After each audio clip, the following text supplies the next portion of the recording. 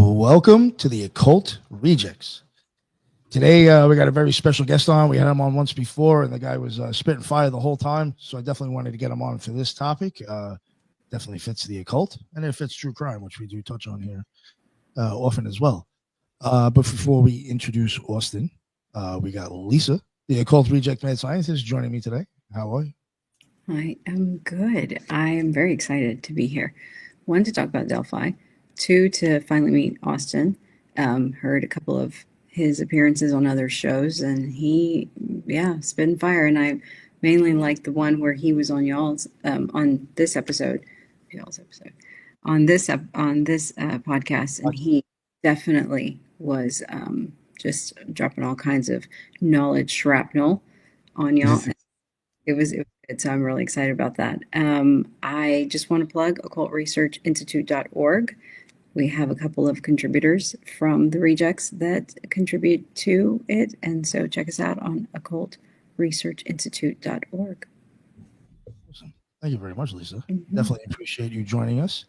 And yeah, if people haven't heard it before, Austin was on here covering the Solar Temple with us. So definitely check that out. That was some great stuff right there. And Austin, please, for the people who may not know who you are yet, please let them know where they can find all your amazing stuff, and let them know what your deal is. Awesome, brother. Thank you, man. And I appreciate you both for the kind words, and also for having me back on. It means the world to me, brother. And you guys can find me at the Underclass Podcast, but and the best place to support me, patreon.com/the Underclass Podcast. But yeah, I'm very grateful for opportunities like this, because again, it's like the whole reason that I started my podcast was to meet like-minded individuals, right? That I could have an open-minded and objective conversation with, and whether we agree on every last detail or not, that's not the concern. You know what I mean? It's like something's it's more wrong. Yeah, exactly. Exactly. And I only wish that more people were willing to kind of like engage and embrace that mindset, because I think that it's the most important way to approach life and ideas in general, because that is I think the struggle in terms of the environment we find ourselves in at this moment. The layers of deception, right, are very well and systematically entrenched, honestly, at this point. And so I personally I became fed up with the fact that so many of these official narratives surrounding these cases that obviously have, in my mind, so many of them are still very relevant to this day, because it's proof positive of the sort of misdirection that the system kind of inherently has baked in terms of the smoke and mirrors. And so my attempt is always to break through, pierce the veil, bridge the gap between conspiracy and hopefully some sort of corroborative evidence and credibility that we can lend to alternative theories and narratives that seem far more plausible than that of the official narrative that we're intended to embrace at face value. And I'm very blessed and grateful for the fact that I had like some core values and legitimate critical thinking skills at a younger age. I think that, I rejected like this public schooling system just naturally, and I'm very grateful for that as well. I don't know, it's kind of strange, but I do see fundamental similarities between myself and others within this sort of alternative media landscape that we at the very least, the circles that we swim in. You know what I mean? And so I will say that I just appreciate you guys as always, and any time that we can have a conversation like this, it further inspires me, provides me with some sort of legitimate hope for the future. Absolutely. Yeah.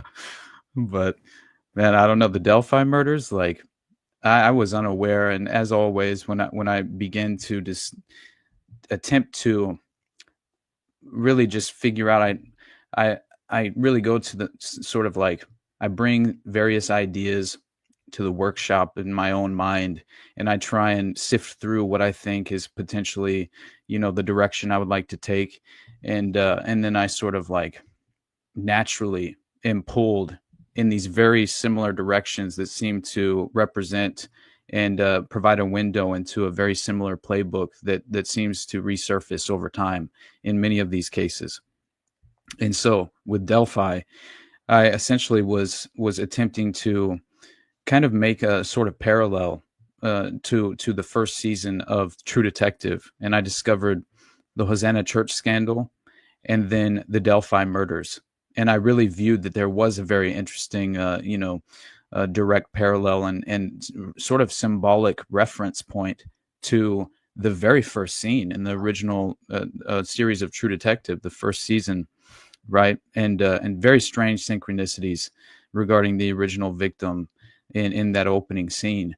And so for everyone, as far as just, I think it's important to understand that you have like legitimate neo-pagan organizations to this very day in modern day in this landscape that we reside in, that they exercise ritualized murder and blood sacrifice that they believe requires the use of ancient runes by various groups, as far as who these various groups tend to believe in the magical elements of neo-paganism, right? In many ways. And now that it seems to kind of like reveal itself in different ways depending on the group. But at the same time, I did find this fascinating because obviously the tragic murders of Abigail Williams and Liberty German, they share these shocking similarities to this original crime scene, right? And so for anyone who is unaware, obviously these girls, they were hiking on the Mononhigh Bridge Trail in Delphi, Indiana, right? And I myself personally, I believe there's also no coincidence in terms of the location, Delphi. I think Delphi, the Oracle at Delphi, I think that in general and inherently it has occult connotations, I think, to it. So understanding really the way that some of these sort of cult organizations function, just in terms of like the Son of Sam case, for example, with David Berkowitz, I always found it interesting that they would legitimately sort of utilize these not only occult holidays where they would stage the actual crime or execution, targeted assassination around, but they would also have this very interesting symbolic nature that was built in to the crime itself, outside of the Elephas Club, right, which has occult connotations to itself again. And so I personally, I do believe that when there is this playbook that is very much being executed in terms of an actual occult factor being involved, then I definitely believe that, there's clearly a reason that you would pursue that investigative thread. And so that's where I found myself with the Delphi case is observing these strange synchronicities regarding the original victim in that first scene. And so the way that I kind of like introduce it is essentially that, by the way, I think it could be referred to as a copycat imitation crime in a way, the Delphi case, because it's seemingly duplicated in more ways than one, right? In Delphi, on February 13th, 2017 is when the bodies are discovered, right? In the first episode of True Detective, the initial victim's body was found in a sugarcane field, right? Her corpse had been staged against a tree as if in prayer, with her head crowned with deer antlers and her body surrounded by twig lattice works, which closely resembled these Cajun bird traps, right? And this disturbing triangular crooked spiral, cryptic, of course, was carved into the back of the murder victim. And it's the exact same symbol used by pedophiles to indicate their preference in little boys. So that is, according to the FBI, as far as the symbol itself is known as the Little Boy Lover logo. And that all was revealed, honestly, in my Pizzagate episode. I discussed how basically the FBI had proven these symbols and had kind of made them public. And so that is another case, is that we could always imagine that once these symbols had been made public, obviously you're going to have a pivot in terms of the criminal enterprise. And so it was in 2007 when WikiLeaks released the document, the FBI document that detailed that secret pedophile code, right? And how they would communicate secretly. And so it's just very unfortunate when you realize that that is the exact same symbol, but not at all shocking, because I think there's so much of that occurs, very often. So, but these murders, their bodies of Liberty German and Abigail Williams, they're discovered near this Monenhigh Bridge Trail, which is part of the Delphi Historic Trails. And after they had disappeared from that trail, it was only, I think, 24 hours, I believe. And so it was the previous day, and that they had disappeared. And so then you have this extensive media coverage that takes place and ensues after the bodies are discovered. And it was in part due to these audio and basically audio recordings and video recordings that were released by the authorities, right? And that basically came directly from Liberty German's smartphone, right? Which I believe there was a recording of the killer. You can even still watch this day, right?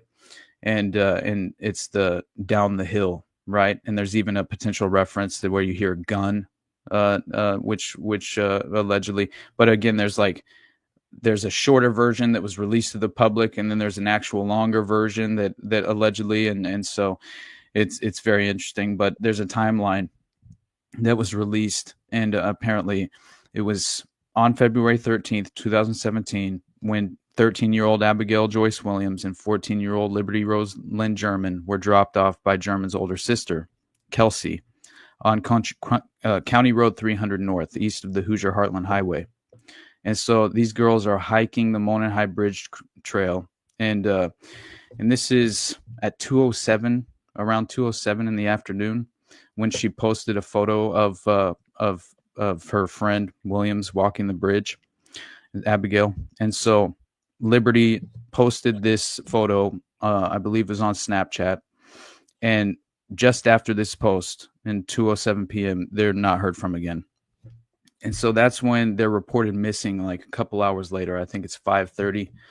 And so apparently the families, they're searching for the girls themselves. They finally call the police after time passes. And so whenever it's police, they don't initially release any of the details of how the girls were murdered, which is also interesting because that begins to surface, not too long after you have investigators who are actually making statements, as if there's one statement that's most important that caught my attention, which was clearly that the FBI agent believed that the bodies had been staged. But still, I think it's important to at least mention the fact that there was a tip line that was established, obviously, and you have this grainy photograph that appeared to capture this man, hands in his pockets, head down, walking on the rail bridge towards the girls. And the person in the photograph was dubbed the bridge guy, right? And he was named the prime suspect in this double homicide. And on February 22nd, law enforcement released an audio recording during which the voice of the suspect was muffled, but is heard to say, as I mentioned, down the hill. And at a news conference, officials credit the source of the audio and imagery to German's phone. So that is where you get the connection to her smartphone and the actual video of the bridge guy. And so she's then sort of, as far as like the police, they indicate that additional evidence from the phone had been secured but wouldn't be released, and further details because essentially it would compromise the future trial, right? And so after this, you get, I think it's by July 17th, there's a composite sketch of someone sought as a person of prime interest in the murders. And the sketch was apparently created from eyewitness accounts of a hiker on the Delphi historic trails. And this is the day the girls had vanished. So Indiana State Police on April 22nd, 2019, 2 years later, this is when they announce a new direction in the case, right?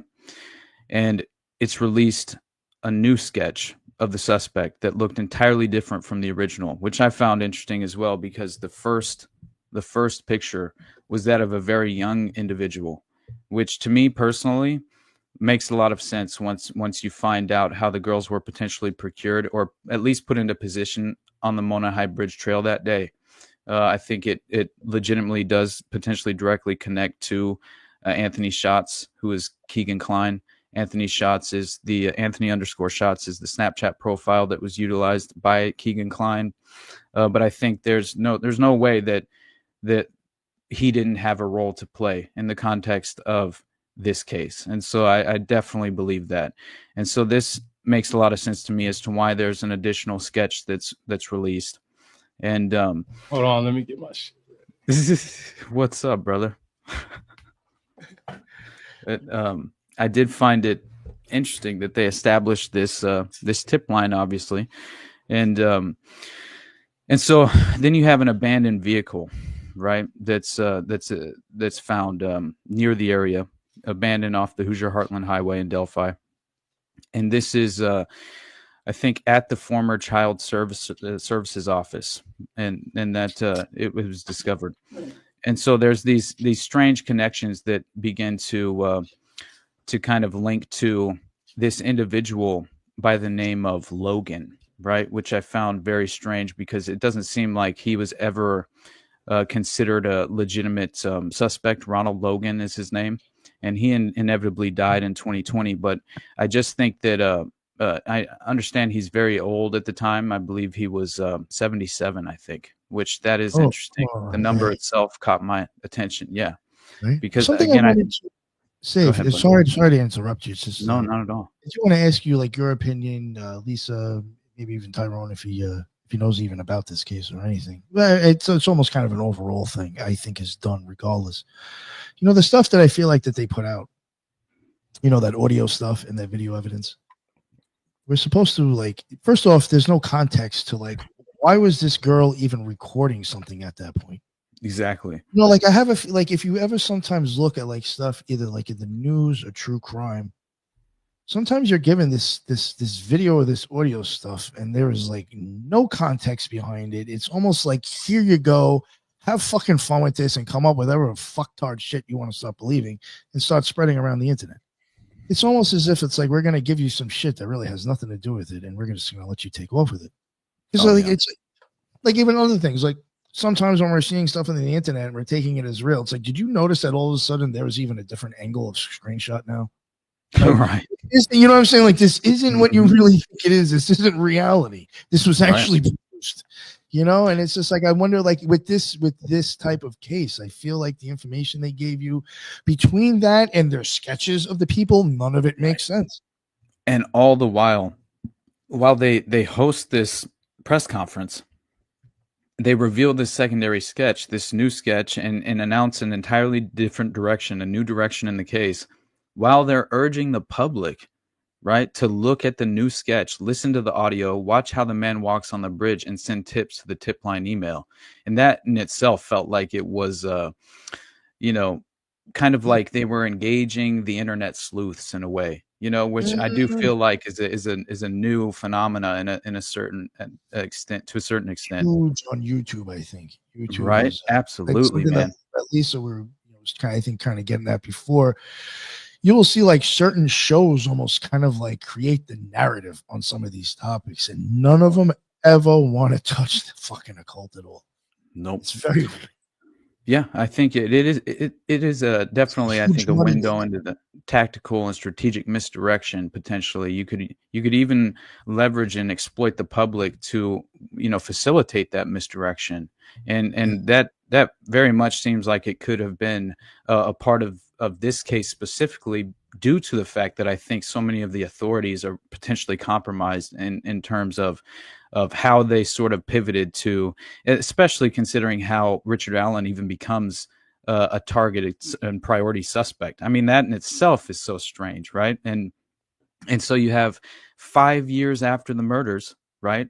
In September 2022, this is when investigators reviewed this misfiled tip after allegedly a volunteer file clerk discovered this error, which instantly, that's a red flag to me. So in this tip, a man by the name of Richard Allen self-reported 3 days after the murders to being on the trails. And the reason I mentioned that abandoned vehicle that was at the Child Services office near the Mona High Bridge Trail is because it was abandoned between noon and 5 p.m. on the day of the murders, which they claim, obviously, 2:07 p.m. was the last time the Snapchat was, was utilized, and of course, Liberty's Snapchat profile had taken that video, obviously. And so that's the claim, that they disappeared just after this. So that's within that window of time, obviously, which provides the opportunity. But I did want to say, what's up, Rebirth of the World, my brother? How you doing, man? It's nice to meet you. What is your name? Rebirth of the Word, Tyrone. I'm sorry, Tyrone. y'all. For some reason on my calendar, it said 1 p.m. I don't know why my computer's having trouble with syncing with my phone. So I'm thinking I'm going to have to just go through my phone. Oh, man. Yeah, no, I have heard that happen. So, yeah. Yeah. Sorry. But you made it anyway, sir. Yeah. I was, I always try to come like 20 minutes early, and I was like, "What the heck? They already started."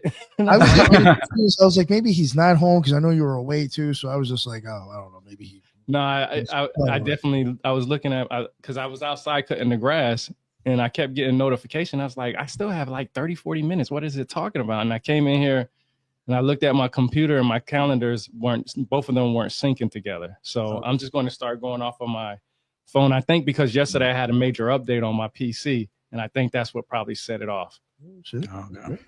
That makes sense. But yeah, I do know about the Delphi murders. I followed that as soon as you put that on the calendar for the discussion, I was looking into it, and I was like, oh yeah, I remember this being on ABC News and Fox News and all that stuff like that. Man, it's crazy because I had no real prior knowledge of this, and was not even, it didn't even cross my radar in the time that it was happening. But I think that is effectively just because I'm kind of out of the loop in terms of just, cases that are currently taking place. For the most part, I'm not like actively looking into these cases until, honestly, they typically just have to organically cross my path. That's typically how I come across some of this. But again, I had no expectation of what I was going to find. What's up, Nick? If you don't mind me making this statement, I think maybe you'll agree with this. You know what I thought was even weird with this? Because again, like almost like you, I didn't hear about it until like somebody, I think a fan or a listener, or maybe somebody on the show mentioned it. And I was like, what the hell? Like I just started looking at some of it. And I was like, why is it that like Gilgo Beach, well, in my opinion, Gilgo Beach and even the Idaho 4, I think are deeply occulted, but it's not blatant. Yeah. And that shit, those topics were like huge. And like, even like, basically what I want to get at, I was just like, yo, why does this case that I think is blatant occultism, you even have people involved in the case saying they think it's there, and nobody's fucking talking about it. Yeah. I was just like you have these other crimes that I think are blatantly occult as well, but nobody's bringing up the occultism. And then the one crime that I think is, telling you there's occult shit in it, nobody's covering that. It's like, what the, like, I don't know. It's like, how did I not even hear about this? Did y'all hear about the connection with the Norse paganism? Was y'all talking about that? Oh yeah, dude. Yeah.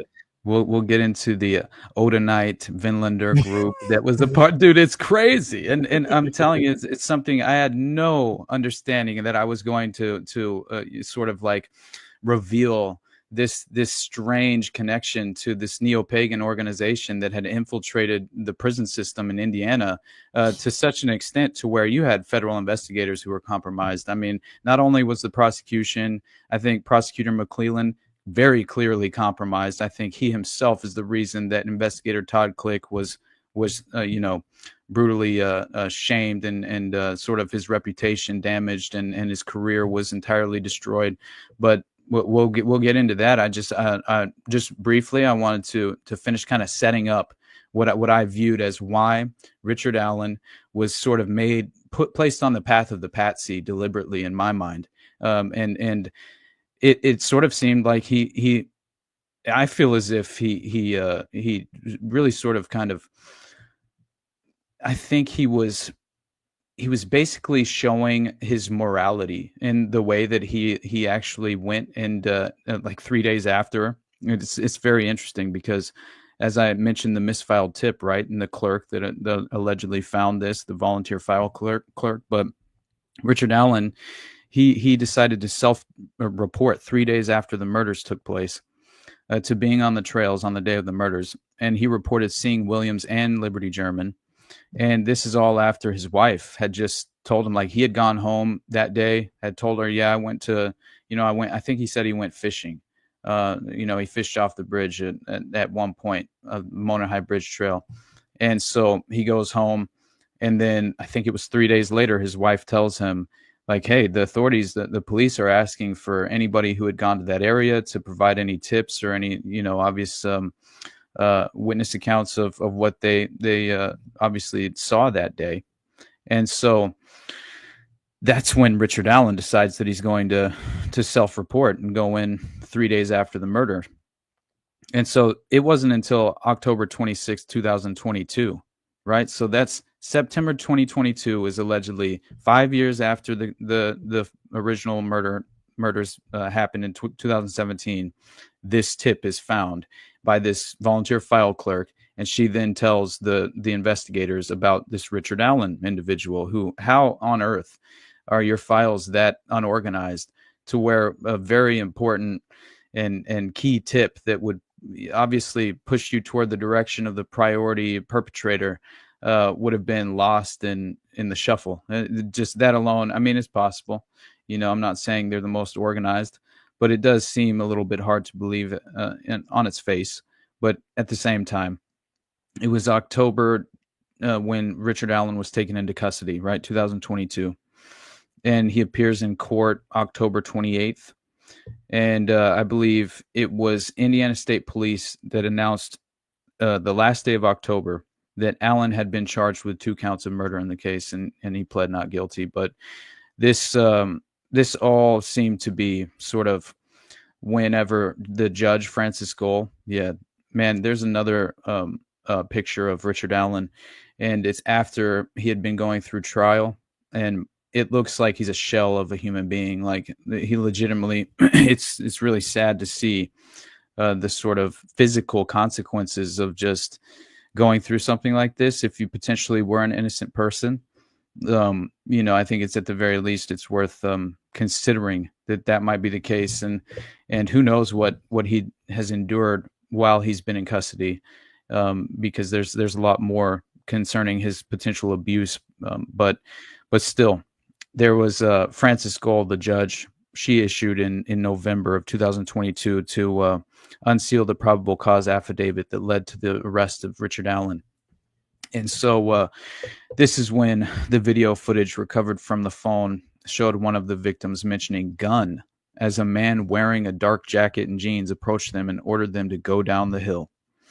And this is when the investigators claim it's Richard Allen in 2022 November.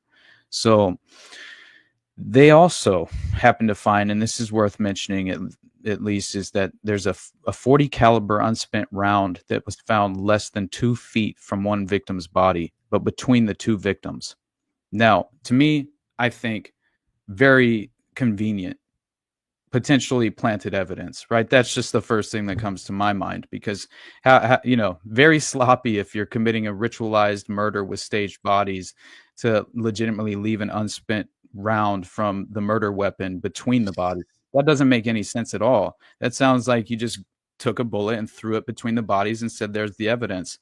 Honestly, at that point, who knows? But it was then determined that the round came from a gun owned by Richard. Professionals. Yeah, but like, it's just crazy to me. But a witness claims she saw a man walking away from the bridge wearing a blue colored jacket and blue jeans and was muddy and bloody. All right. And another witness in a tip mentioned that a car was parked oddly and appeared to be parked in a way as if to hide its license plate. Investigators said the description of the vehicle matched a vehicle that Allen owned in 2017. Then you have a report coming out of Riley shortly after his arrest that Richard Allen told authorities that he was at his mother's house in Peru while his wife was working, Allen estimated that he left the house around 11:15, arrived at the Monon High Bridge Trail around an hour later.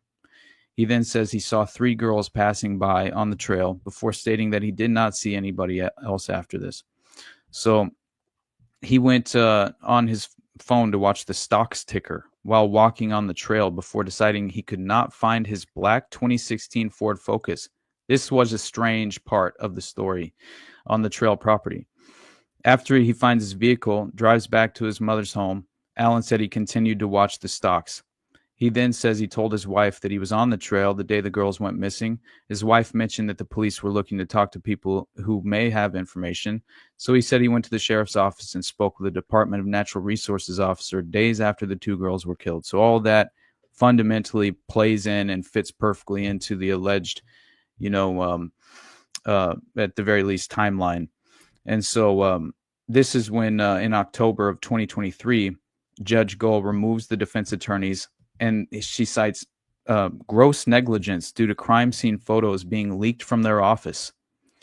The attorney's removal was appealed to the Indiana Supreme Court, in which the justices of the Indiana Supreme Court reinstated the defense attorneys to the case. That in itself was as if it looked like a potential, disruption of justice in a way, where you're at the very least you're attempting to remove defense attorneys from a case because you're citing the fact that they have revealed damning crime scene photographs. Now, I understand that there's some sort of process in terms of the evidence you're allowed to make public, but at the same time, that seems like gross negligence. I don't know about that. It's very interesting that most of this was being held secret, especially when the families themselves were demanding that much of the evidence was made public. And so, as recent as October 2024 was when the trial began, right? And prosecutors, they state both the girls had their throats cut, Williams was found fully clothed, whereas German was discovered nude. An unspent .40 caliber bullet from Allen's gun found between the bodies. Prosecutors said that Allen had admitted to the murders more than 60 times while incarcerated, confessing to his wife, his mother, family members, the prison warden, the psychologist who treated him in prison, other prison employees, and other inmates. The confessions were made in person, over the phone, and in writing. Prosecutors told the jury that Allen was the bridge guy after showing them a digitally enhanced 43-second version of the cell phone video recorded by German. A state police master trooper who had listened to more than 700 of Allen's prison phone calls testified that the voice of the bridge guy is the voice of Richard Allen. And the jury, which had been sequestered during the trial, began deliberations on November 7th.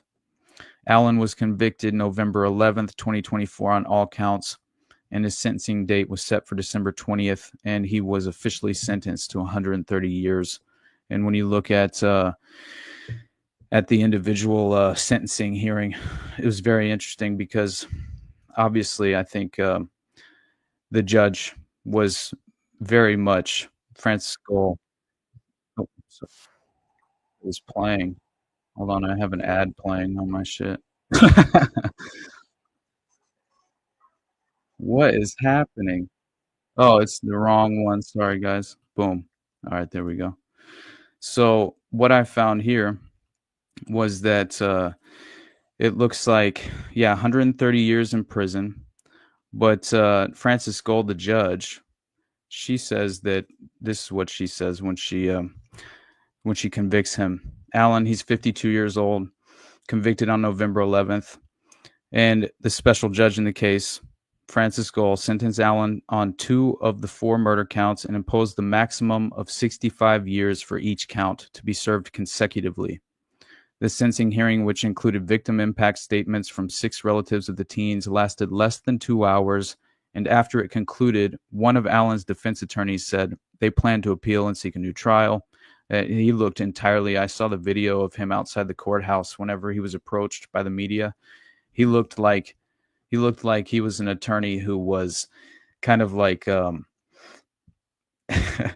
it looked as if he had witnessed a glimpse into the sort of machinations of the sort of deliberate facilitation of a cover up, and how you are kind of left on the outside in terms of pursuing any real justice, bringing forward any actual corroborated exculpatory evidence, honestly. And so she made some crazy statements surrounding Richard Allen's character in the sentencing hearing, and Richard Allen himself basically didn't say a word while he was being sentenced. And to me personally, I think there's a reason for that. I think he's been entirely, personally destroyed probably throughout the process. But especially if you're considered to have murdered two young girls, right, who are 13 years old. I mean, that in itself is I just couldn't even imagine if you're an innocent man, you're being accused and then convicted and sentenced for a crime you didn't commit that had moral implications to that level.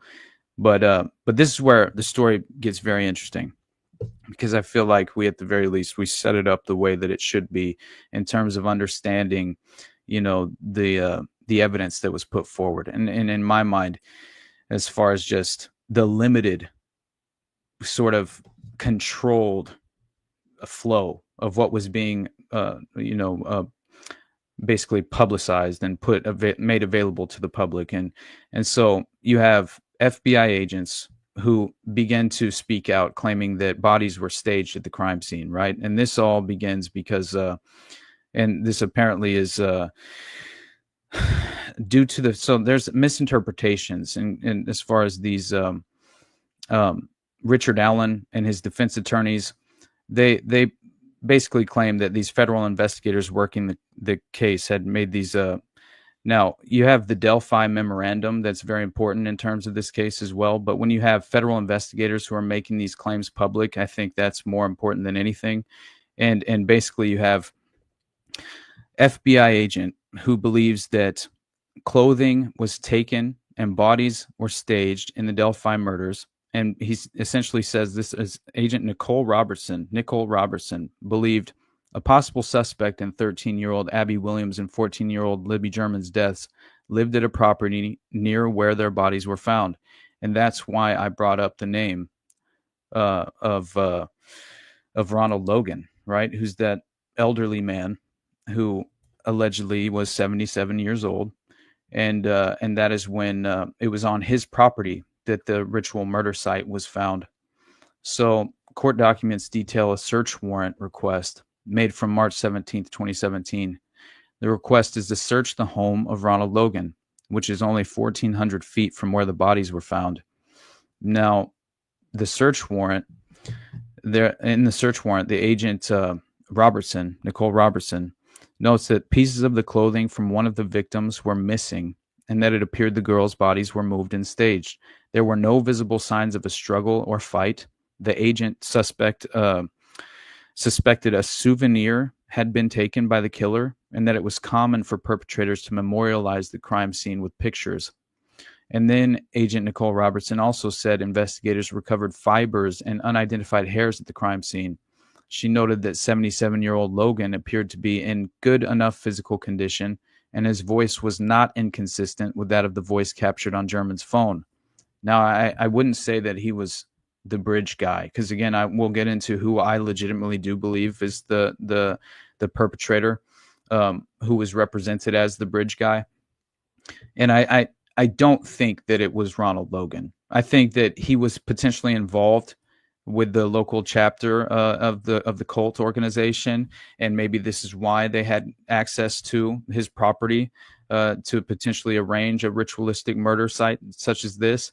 That would make more sense to me, that he was potentially just an involved member and was allowing this to almost take place, and maybe he was even involved on the ground level and was legitimately taking part in the ritualistic sacrifice with the other members. But I don't think he himself at 77 years old was the bridge guy, right? Who was actually procuring the girls and physically taking them to their ritualistic death site, and so the FBI agent then notes that in an interview with Logan's relative, The relative tells the agent that Logan called them the morning of February 14th. So this is the day after. And also consider this.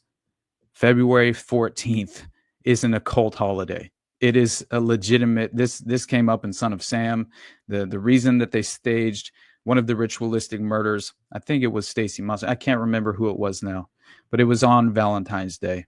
And it entirely was intended to be a symbolic reference, and I think that when you understand like the at least what individuals have claimed to be the case in terms of the layered agenda of an occult ritual sacrifice, yeah, I definitely believe that the subconscious nature of individuals even participating just at a psychological level, whether unbeknownst to themselves, I think that there's potentially in the minds of the occult initiate, there's a legitimate path to harnessing that energy that you are sort of, which I find to be very interesting at the least. So anyway, still they note that that clearly, this had happened the 14th or the 13th, and then the bodies are discovered on the 14th.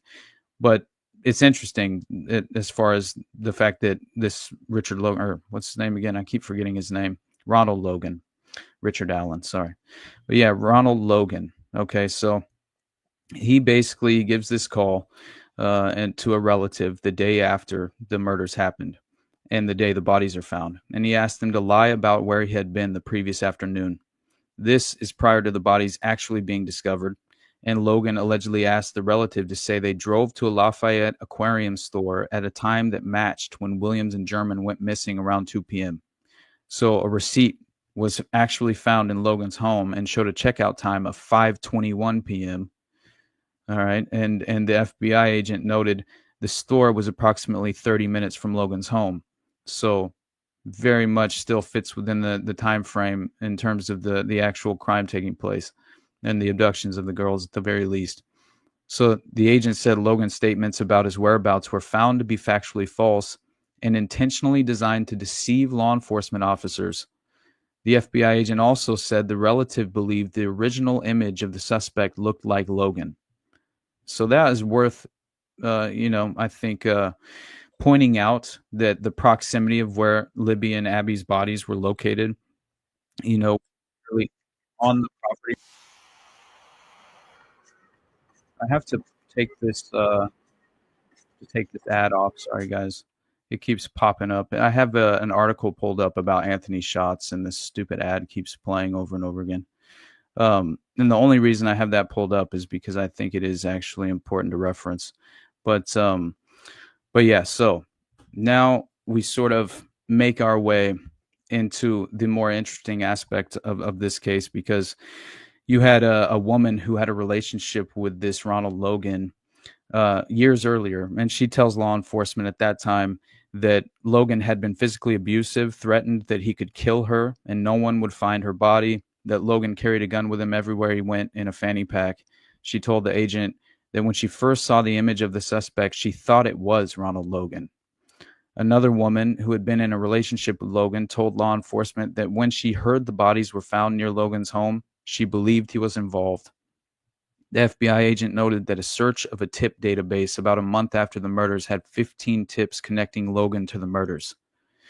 The FBI agent also claimed that text messages sent to and from Logan's phone the evening of February 13th, 2017, showed he was likely outside his home and in the proximity of where Libby and Abby's bodies were located. It was then noted Logan had been physically able to get up and down the hill from his home to the crime scene when he met with the officers on February 17th. Specifically, they believed, the agents, that Logan could be involved in the murders and were quoted saying, "I believe there is probable cause to believe that Ronald Logan has committed the crime of murder, and evidence of that could be found on Ronald Logan's property." This is when he dies in 2020, never officially being named as a suspect in the Delphi murders case. So that is the first person that crossed my radar that seemed to, at the very least, it seemed to, provide a little bit more credible evidence than that of Richard Allen's involvement on the day of the murders. And so then we have this Anthony Schatz individual who comes up in this strange connection on December 6th of 2021. And Indiana State Police, they basically asked for help from anyone who had contact with Anthony Schatz's account profile. And detectives said the account with the username Anthony Schatz was used on Snapchat and Instagram, among other social media platforms, in 2016 and 2017. Now, I think it's important to mention that only minutes before Libby captured that video of the bridge guy, she had posted a picture of her best friend on Snapchat as they walked along the Monon High Bridge. So that to me was, I thought instantly, this could be a matter of they were essentially lured into their position, into place, right, by this, what I viewed to be honestly a window into how children could be procured in a network in modern day, right? Utilizing these social media platforms like a Snapchat to obviously attempt to procure children for a network of abuse, or even for a potential ritualistic initiatory sacrifice, things of that nature, right? And I think that this is a window into how you could potentially go about doing so in the digital age, right? Because so many of the examples that I've witnessed over my research, over the course of my research into other cases in the past, have kind of shown a similar path and a similar playbook, but didn't quite, prove to,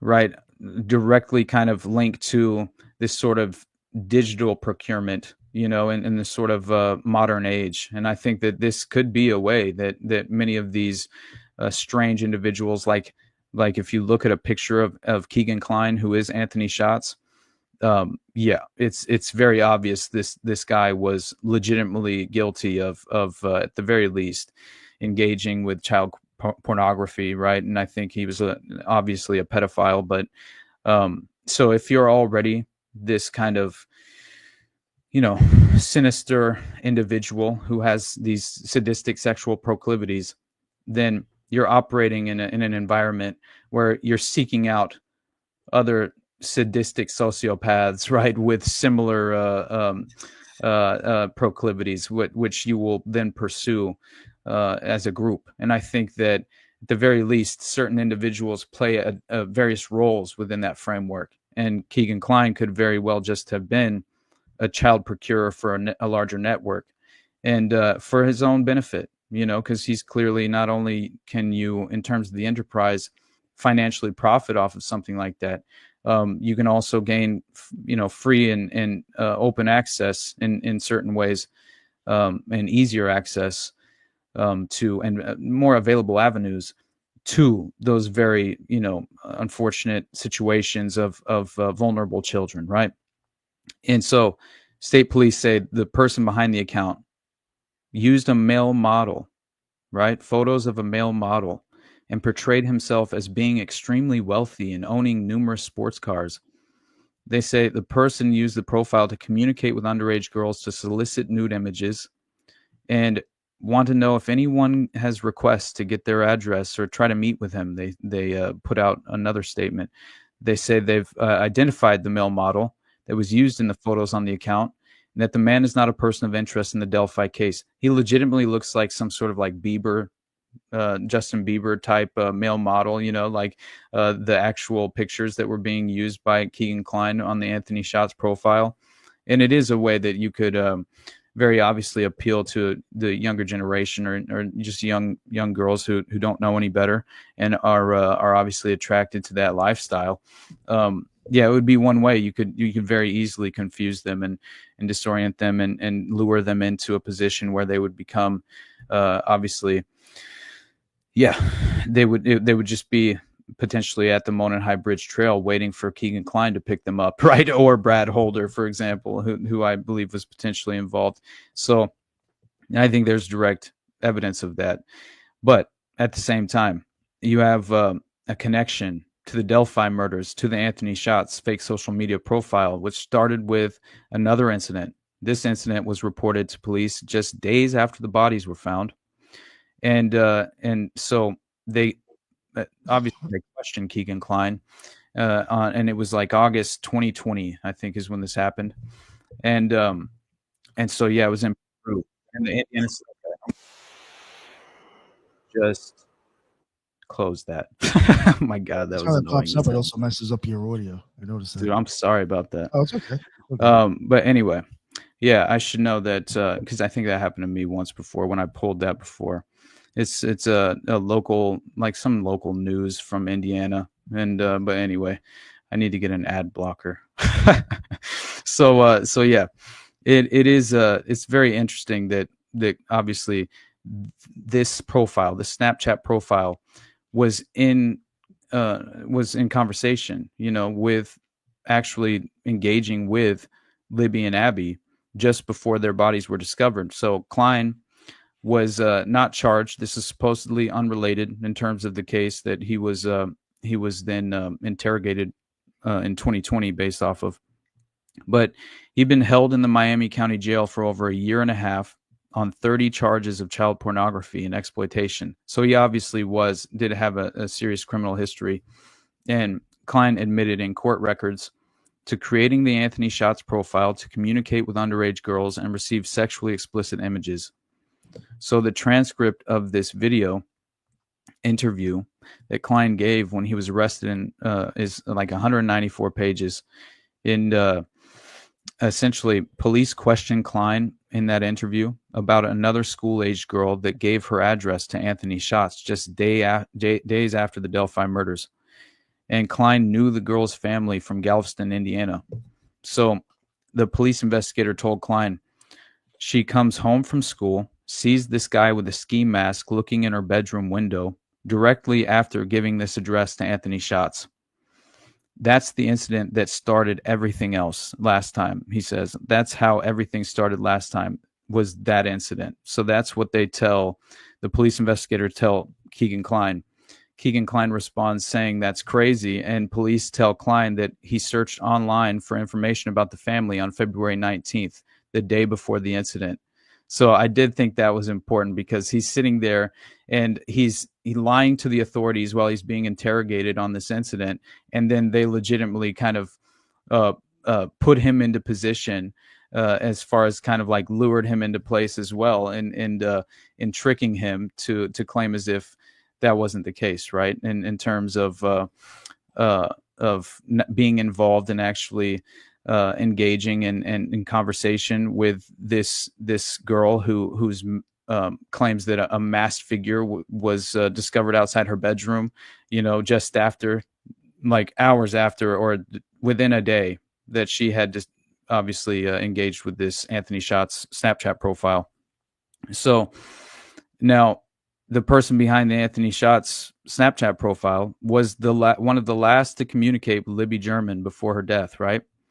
And so the Anthony Shots profile told another person that he was supposed to meet up with Libby, quote, but she never showed up. So I think that at the very least, he was clearly involved in attempting to lure them to the Monon High Bridge Trail. I believe that was his role. And at the very least, he was clearly, attempting to, first of all, why would that account also be directly connected to an unrelated case where a young teenage girl is right engaging with this Anthony Shots profile, and then within hours there's a masked figure outside her bedroom. So to me, it feels as if potentially this is a path toward abducting children, right?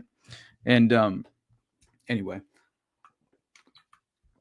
I do think it's one of the most interesting aspects of the case, because except for the occult connections, because I do think that this was at the very least a strategic way to kind of procure the children, right? And that in itself, I think, was important to the Vinlander group who were attempting to find victims.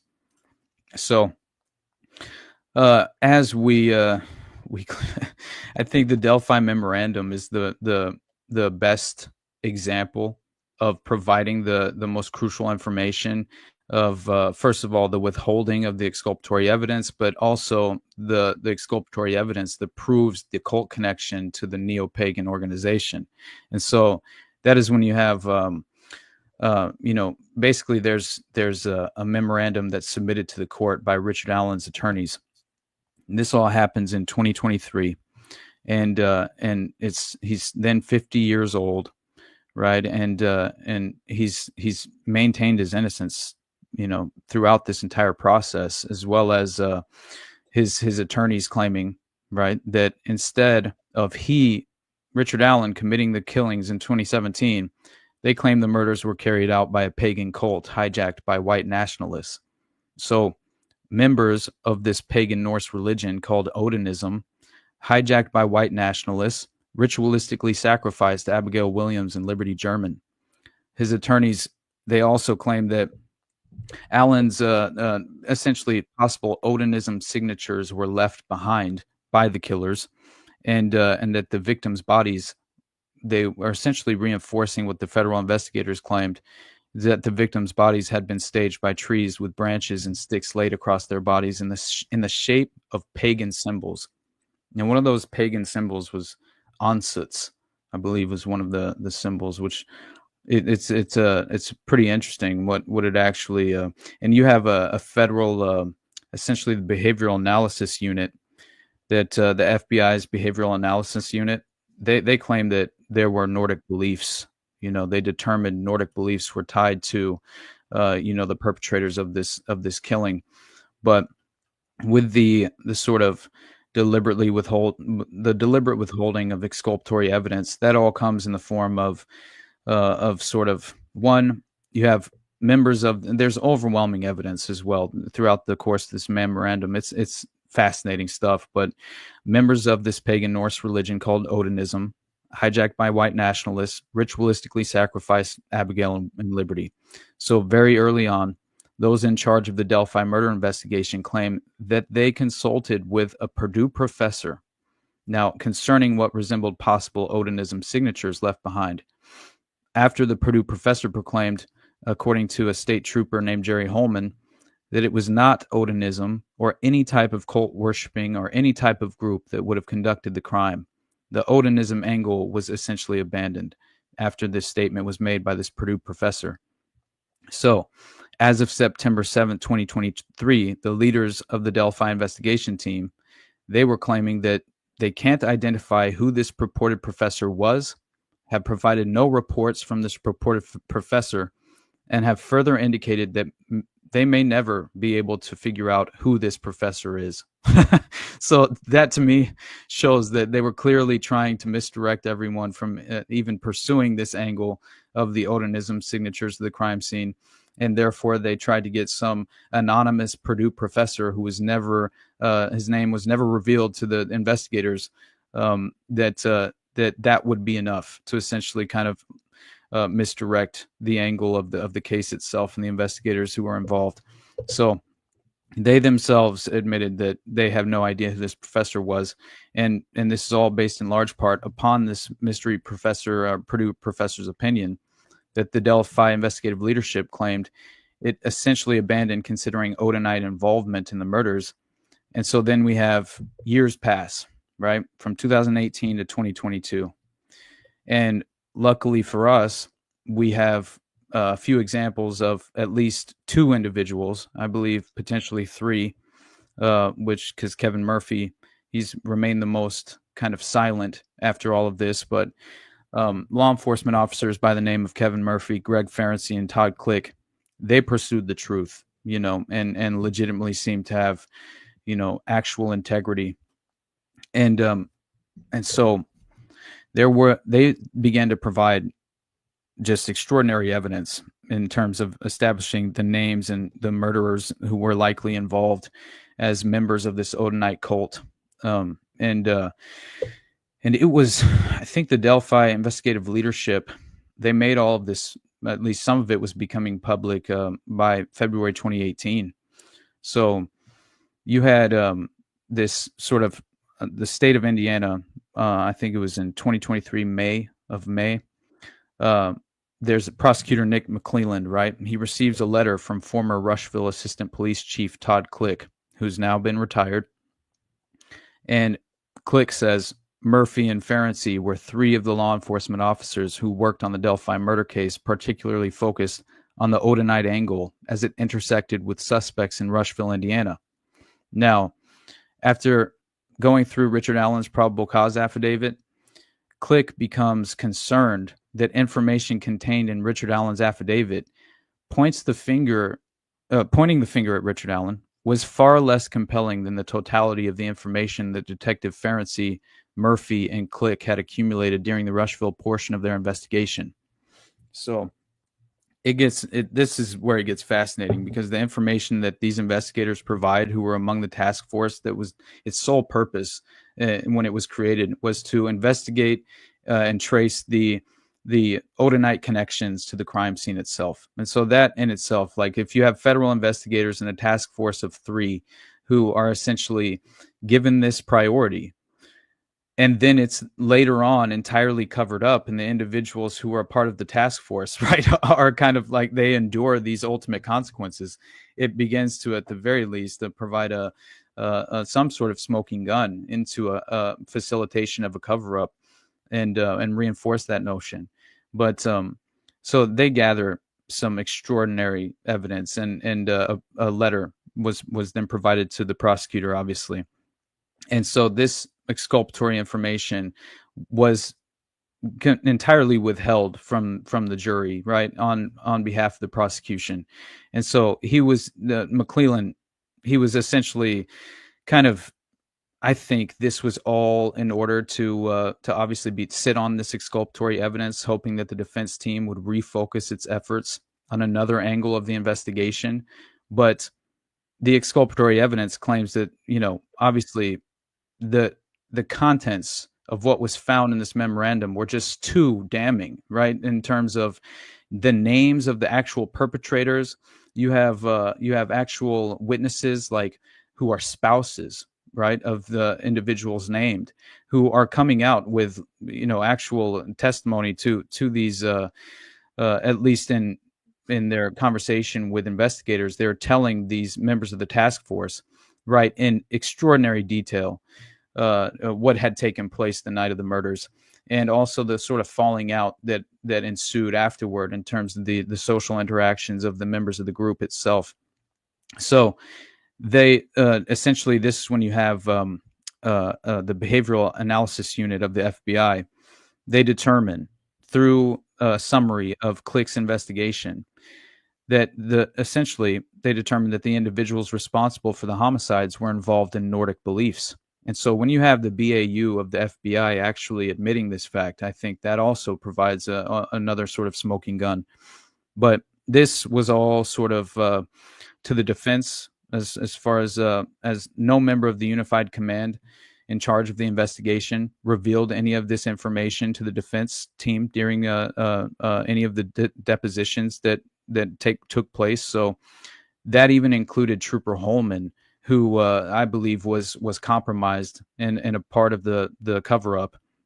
He tells the defense that he didn't remember if the FBI's BAU unit determined one way or the other whether those with Nordic beliefs had been involved in the murders.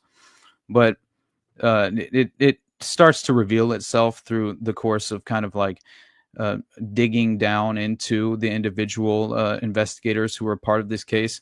You can very obviously see, almost at face value after a certain point of reading through the affidavits and the memorandums and the court documents, that who is acting in good faith and who is very clearly attempting to pursue this cover up. And so, yeah, anyway, I think that is basically, I just wanted to, at the very least, kind of make that statement, because as far as the withholding of the exculpatory evidence, I think it was deliberate. I think if you look into it at a deeper level, and I covered it in more detail on my own personal episode regarding this, that it becomes very obvious that you have so much of the Odinist evidence, the evidence that the prosecution turned over to the defense, the timing of it all being turned over to the defense, It was all scattered throughout multiple hard drives on many different flash drives. They made it as difficult as possible to put any of this together, right? And especially for the defense. And so that again seems as if it's deliberate. But here's where the Odinist ties to the crime scene begin to really reveal themselves, and it's through the prosecution learning in early August that the defense had figured out these strong Odinist ties to the crimes, despite these obvious attempts to by the prosecution, right, to essentially misdirect and withhold the evidence from the defense. So investigators themselves provided the defense with a lot of this information, and that upset the prosecution. It upset the judge, who was clearly in bed with the prosecution. It's very strange. Sorry, I need a little bit of coffee. Going. So this is when you kind of have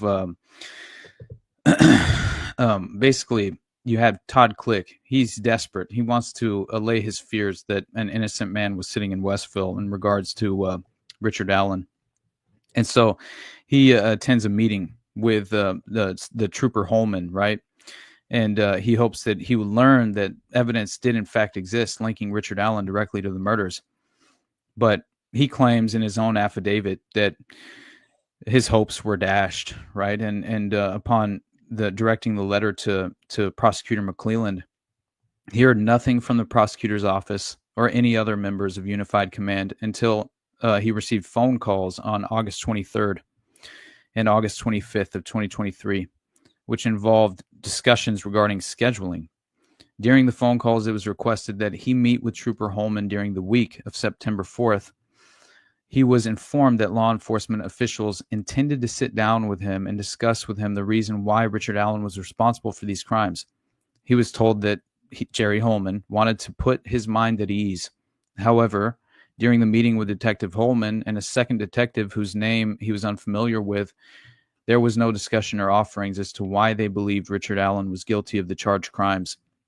He believes the interview was an attempt by them, the detectives, the troopers, to clean up their loose ends, knowing that they had given very little, if any, attention to the investigative efforts by himself, Detective Ferenczi, or Detective Murphy, who were all members of the task force who were investigating the Odinism signatures to the crime scene. So, not only did you have Carroll County Sheriff Tony Leggett failed to include all this Odinite information in his October 2022 affidavit for search warrant, not only did Prosecutor McClelland and the Unified Command withhold exculpatory evidence, Leggett also concealed damaging witness statements that devastate Leggett's timeline, a timeline which was needed to be true in order to place Richard Allen at the trail when Abby and Libby were abducted. So this is how they further control and, I think, manufacture their own version of this sort of timeline that fits this mainstream, made for public perception version of the Delphi murders. So Richard Allen, he clearly has zero connections to as far as to any of the pagan cult organizations, and no forensic evidence or DNA, electronic evidence links Richard Allen to the girls, to the crime scene. It was only the .40 caliber round that was discovered between the bodies. And he is even mentioned in the affidavit. It says flat out by the investigators, he is a completely innocent man.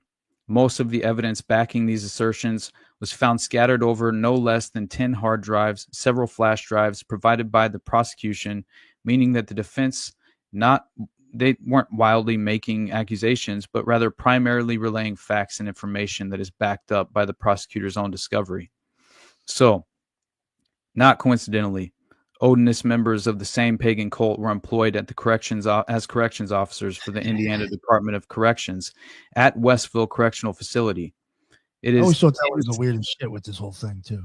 Right, and so that is where at the Westville Correctional Facility, this maximum security unit, this reformatory that Richard Allen was being threatened, intimidated, and mentally abused is what the claims are.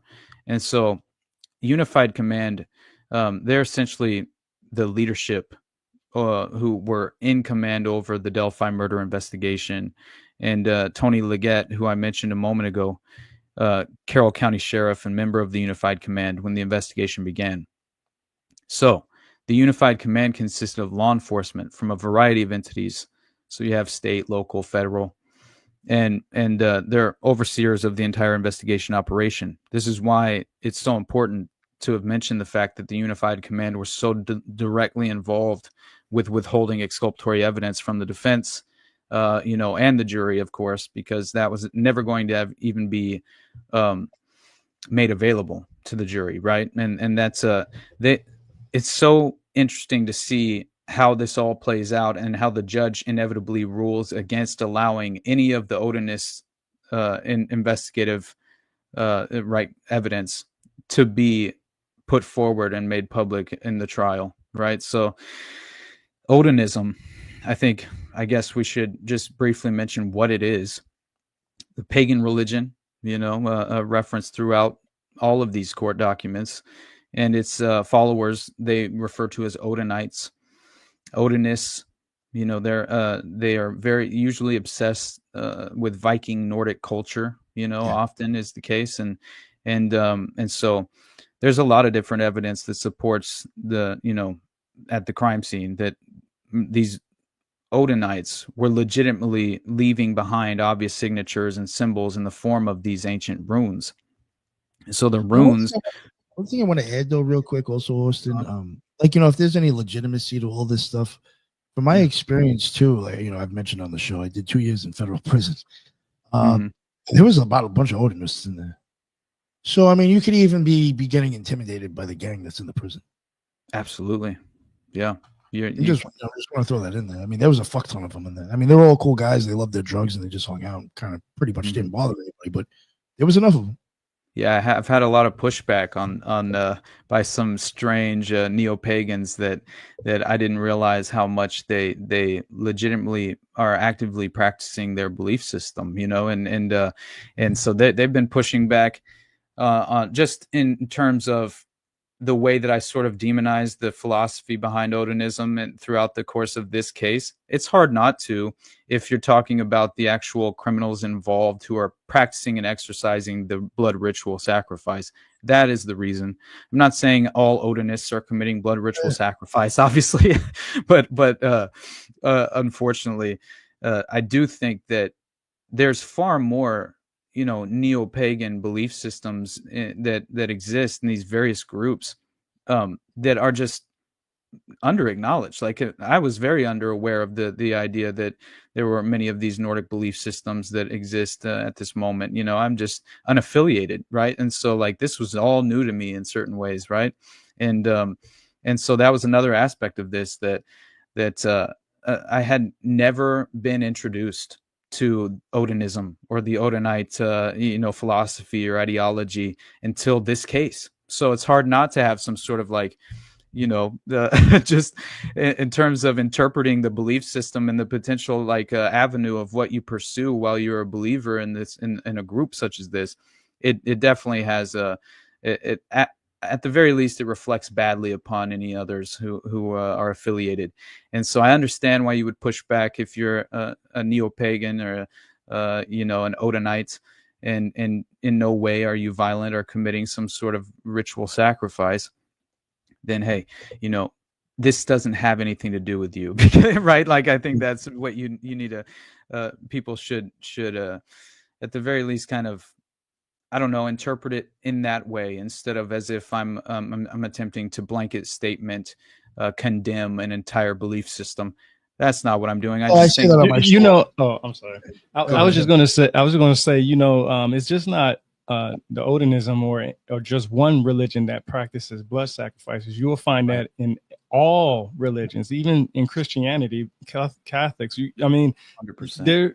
The thing is that the people who are, I'm going to say fanatics in their religion sticks to what their religious books say. And then you have people who don't do the blood sacrifices, put the blood on doors, or sacrificing animals and stuff like that. That is part of their religion. A lot of people don't follow that.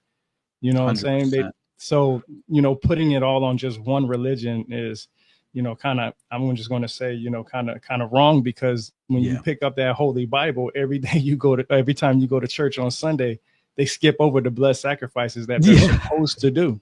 I know, right? It's an oversimplification, I think, to obviously put it in any sort of blanket statement reference. Yeah, exactly. Yeah, I agree with you.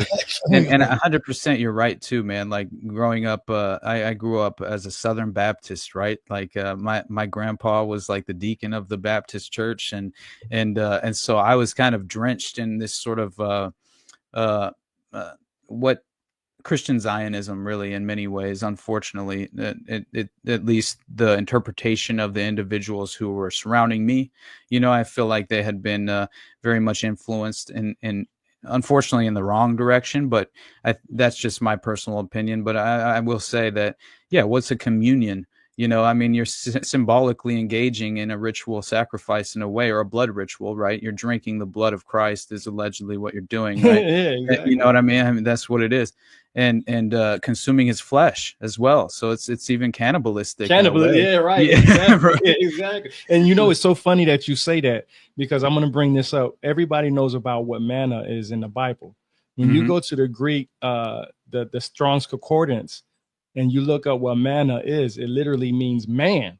Like, no joke. I'll pull it up in a second. You look up at the Strong's Concordance and you look up what it means. Manna means man. And I'll bring it up just a moment. But it's crazy that it said that, because a lot of people will say, well, it's a bread-like substance. Well, bread was all kinds of food back then. That was their word for food. We use food today. They use the word bread or fish. Right. So a lot of people don't realize that. And that's why I like to go to the origins of the word and understand what exactly the word is meaning, because in Hebrew, I'm telling you, it's so crazy. Going from Aramaic to Hebrew to the Greek translations, manna means man. Right. Man, that is honestly, I think the etymology of people don't know. Like, I think that casting spells, what does that really mean? You know, it's like I feel like there's a kind of this supernatural, unacknowledged reality to just, I think people don't realize how much power you could potentially possess. And I'm not meaning it in the form of, I just think frequency, EMF, right? Honestly, it's like legitimately, we are electrical beings in certain ways, right? So you can harness these aspects, and if you are aware enough and you understand the sophisticated nature of how much has been accomplished over generations, there's a reason why you can legitimately control the human mind utilizing, you know, these electromagnetic frequencies and various things of that nature.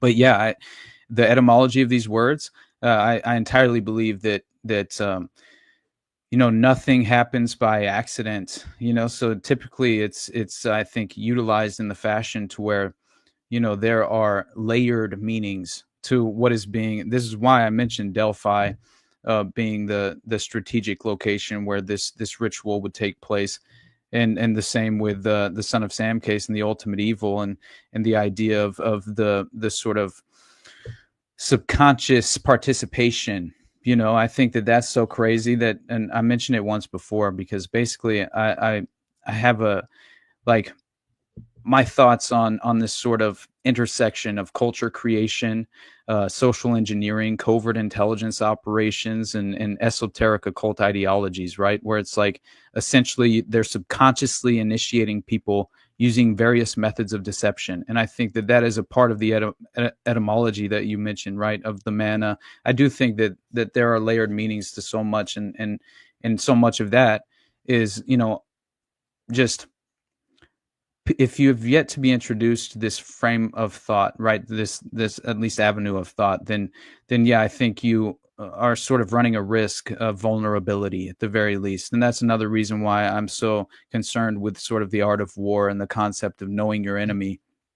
Because I think if you do not understand the threats that are being posed and that you legitimately face, then how are you to manufacture any sort of legitimate, defense mechanism that would hopefully, run counter to a lot of this propaganda and misinformation being levied against us, or worse than that, there's a supernatural outcome here, and they're strategically pursuing it, and maybe a subconscious participation in an occult ritual, whether that's your interpretation of what took place or not, is crucial. I'm not certain of that, but I find it very interesting at the least. But yeah, so to say that Odinism, right? The as far as the runes that were discovered, it's strange, the ancient runes that they were utilizing for the symbols of the crime scene, because first the runes they're formed with sticks fashioned with tree branches, painted using the blood of Liberty German.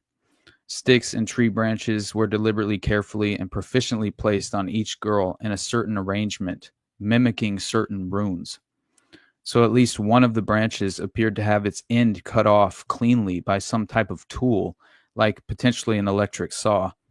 And this provided sort of proof of a preconceived plan. So then you additionally have this sort of the blood of Liberty German being used to paint a mark on a tree with a rune that looks similar to the letter F. So when you look up this symbol, the rune it's identifiable as one referred to as Ansuts, I believe is the way that you pronounce it, and it's a calling card, basically. But it's very strange, Ansuts. When you look up this, it's sort of like from the Germanic 3rd to the 13th centuries. Some of these alphabetical runes that are utilized, and many of them do resemble the letter F. But Ansuts was the one that seemed to look identical to that of the symbol found on the tree in the blood of one of the girls in the Delphi case. And allegedly, this stands for Odin as well. So Ansut stands for Odin as well, and so that in itself, I mean, law enforcement failed to actively pursue any of those obvious links between the crime scene and Odinism. But beyond the fact that you have the tree branches sort of staged and arranged, mimicking these runes, and the electric saw, right? You have law enforcement in charge of the investigation.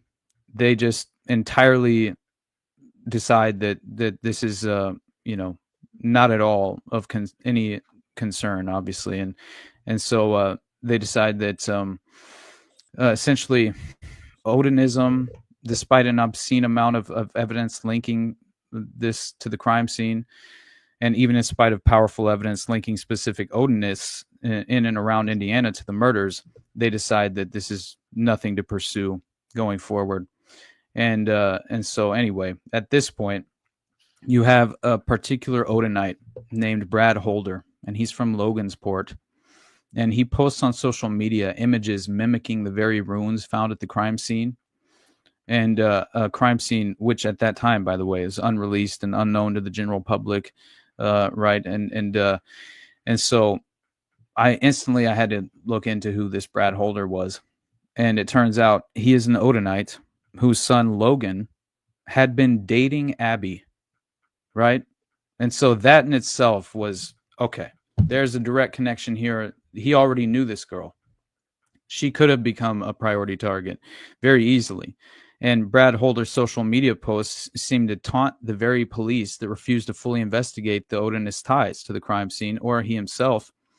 And the defense believes that the court was, as far as the number of Easter eggs that were discovered after the murders.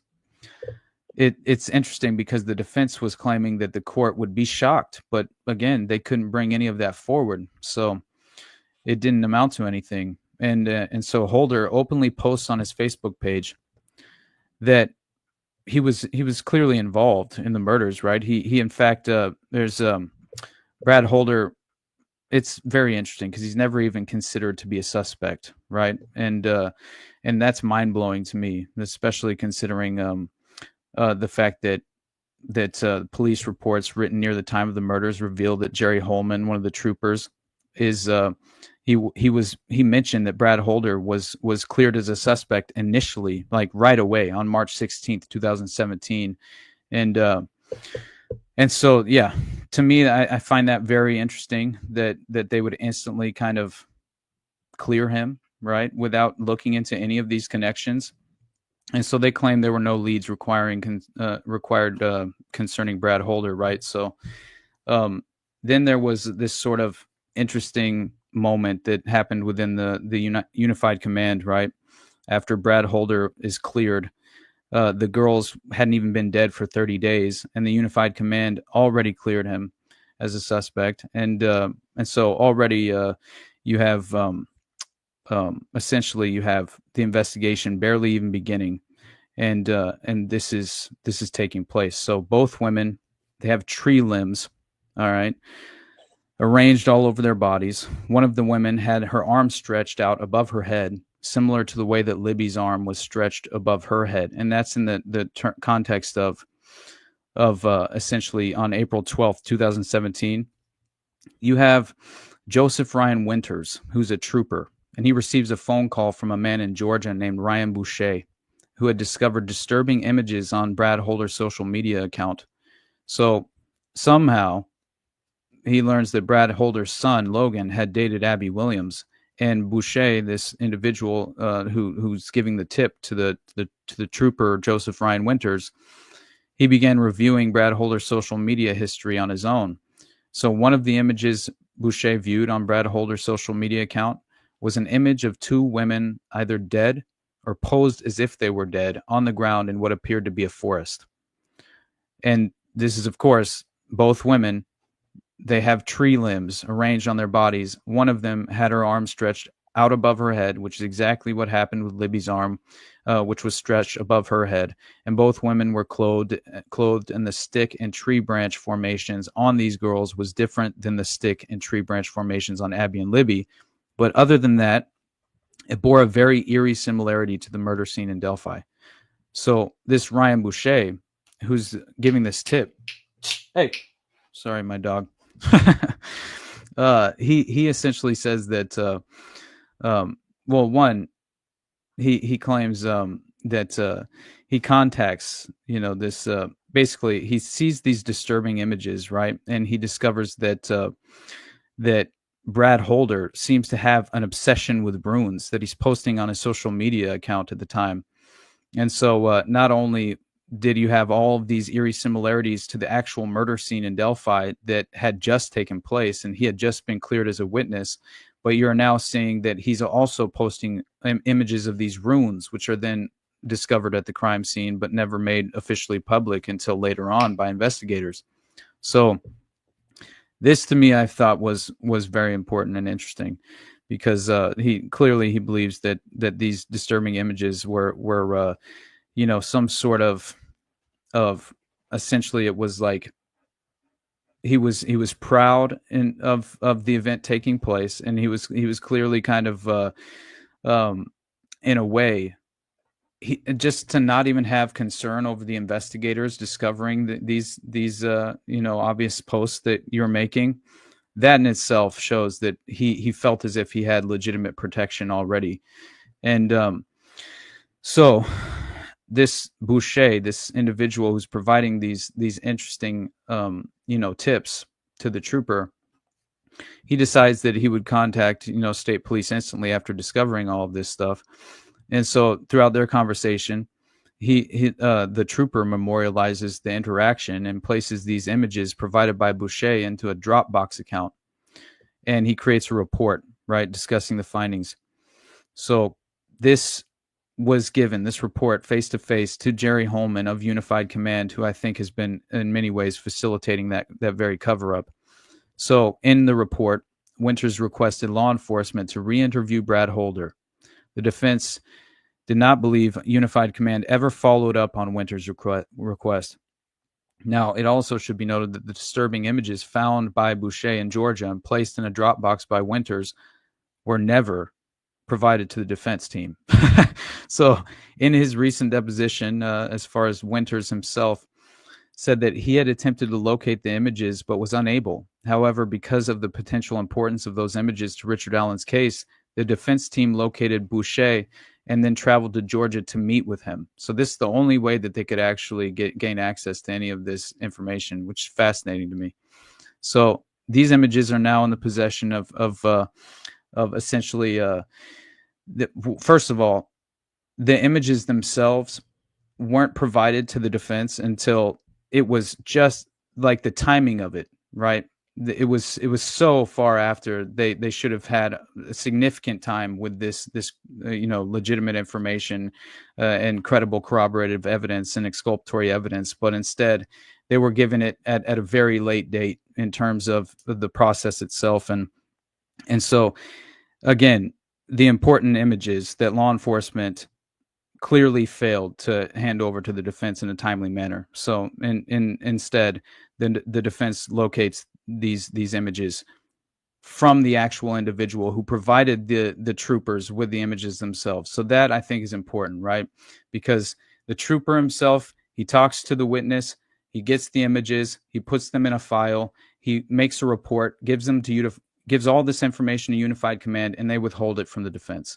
That's the whole point that should be made, obviously.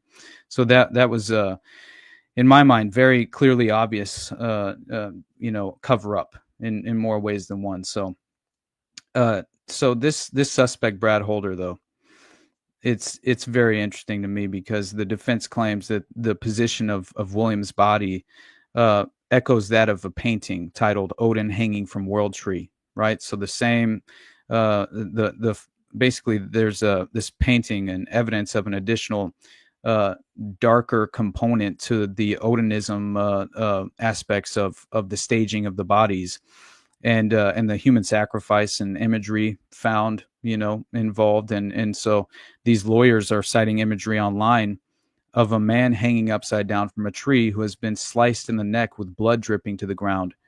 And this man's arms are posed similarly to Abby's at the crime scene. And the legs of the man are also posed similarly to Abby's at the crime scene. His left leg is straight. His right leg is bent at the knee.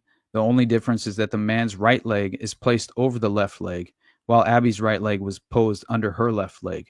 Who knows the symbolic nature of that? While disturbing, obviously the image appears to be depicting a foundational myth in Norse mythology in their belief system, wherein Odin sacrificed himself on the branches of the world tree, stabbing himself and hanging upside down for 9 days to obtain the wisdom of the runes. Unified Command's failure to vigorously pursue the obvious links between the crime scene and Odinism is even more perplexing when you discover this Vinlander group, right? Which evidence known to law enforcement demonstrated a clear nexus between Brad Holder and at least 4 other suspects. And this is when I feel like I actually got a direct glimpse into the perpetrators who were involved and who legitimately did participate in the murders of Abby and Libby. And I legitimately do think, like, considering the amount of witnesses that came forward, the people who know them personally, and I'm telling you, I do think that Elvis Fields, Patrick Westfall, and Brad Holder were key perpetrators who legitimately were a part of the ritual sacrifice of Abby and Libby. But let's see. So they're from Rushville. And I think this is what provides this sort of interesting nexus between Delphi and the Rushville area, because there were multiple people involved in the Vinlander group, and they were from different areas. So you have Elvis Fields from Rushville, Patrick Westfall from Delphi. Patrick Westfall himself seems to have the most important connections that could have provided them with legitimate protection, police protection even, I think, is at the very least it's implicated and alluded to in certain ways by Brad Holder. I think it was Brad Holder's wife at the time named Amber Holder who made these statements. And so it's coming from someone, obviously a spouse, but they separated after all of this took place. So in my mind, clearly there was this sort of inevitable fallout. But yes, so Patrick Westphal from Delphi, Johnny Messer from Rushville, and Rod Abrams from Rushville. And so Unified Command, they were aware that Elvis Fields confessed to his sister that he was involved in the murders, even providing to his sister intimate crime scene details of which only those present at the crime scene would have familiarity. So Elvis Fields told his sister Mary on February 14th, 2017, the day after the murders, that he was present at the killings and that he now had a brother and was now part of a gang. That's an initiation in my mind, as far as to legitimately tell your sister the day after the murders took place that you now had a brother and were now part of a gang, and that you were present at the killings. Yeah, that's kind of interesting. I don't understand how any investigator would just deliberately ignore that. But in February of 2018, Elvis had been questioned by law enforcement, denied involvement in the murders. But after being dropped off at his trailer following the questioning, he turns around, walks back to the police car, and based on the police report, he asks the state trooper if his spit is found on one of the girls. But he could explain it away. Would he still be in trouble? Like, could you imagine if you're that investigator, you just got finished questioning him, and he comes back to the car after you're dropping him off at his residence, and he asks this question.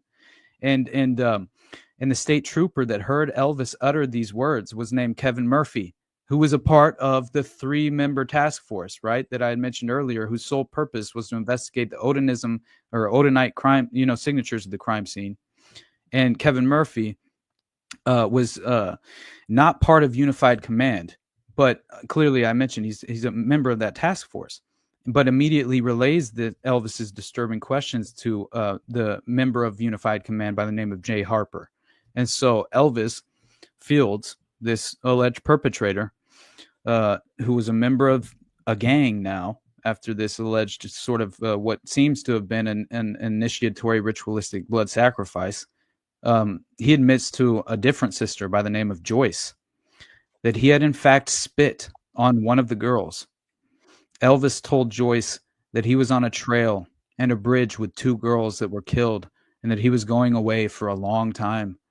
Elvis's alibi for February 13th was also probably flawed.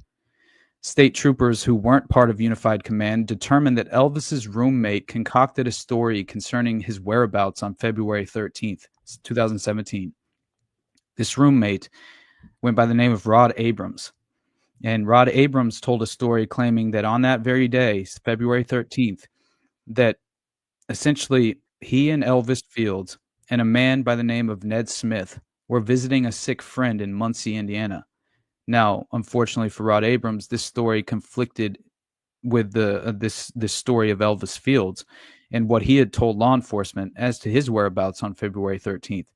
So these alibis are completely shady. They clearly, don't actually stand up in terms of what was relayed and as far as the alibis are concerned to the Unified Command. And the Unified Command knew that on February 1st, 2018, Elvis's sister passed a polygraph examination when asked if she were telling the truth about what Elvis had confessed to her. So you have that additional connection as well. Then you have the sort of ritual description and the fallout between Holder and Westphal, which made a lot of sense because after this goes public and they're attempting to, of course, kind of distance themselves from any of the questioning that's being, pursued at the time by any of the real investigators. Yeah, man, I'm telling you, I think there's far more symbolism involved than just even, Odin hanging from World Tree. I think it could have far more, just occult significance, but I'm not, again, I'm uninitiated, man. I don't have all the details of what they believe. And it is very interesting. I would like to have a deeper understanding of kind of the principles they allegedly pursue. But as far as what I discovered throughout this process and kind of researching, this case directly was that, obviously you had, law enforcement ignoring all these direct connections, except for the task force themselves, who was only a 3-person task force. And so basically information about this Odinite named Patrick Westfall, it essentially was, it's inexplicable in terms of the Odinist signatures and the evidence that was provided to law enforcement, how they could have ignored it. So Patrick Westfall, another Odinite, was living in Delphi, very close to the murder scene on February 13th. Evidence known to Unified Command included the fact that fellow Odinites, Patrick Westfall and Brad Holder, were close friends as late as January 21st, 2017. However, that friendship ended very abruptly in February, the very same month that the murders would take place.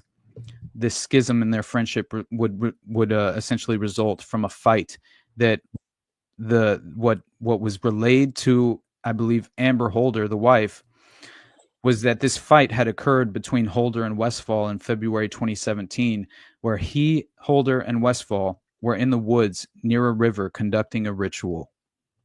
One of them said or did something the other didn't agree with, and they no longer talked to each other.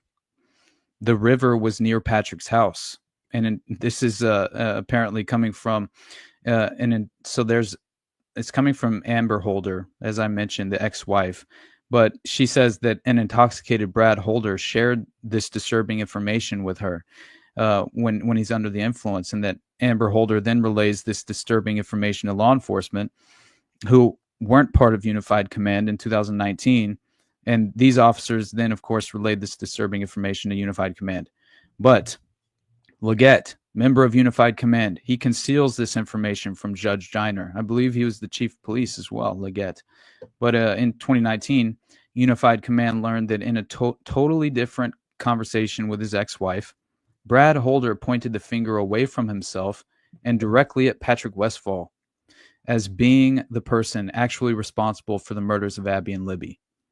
So, according to police reports, Brad Holder told his ex-wife, Amber Holder, that Patrick Westfall and his people killed Abigail Williams and Liberty German because one of their mothers was mixing with other people outside their mother's race.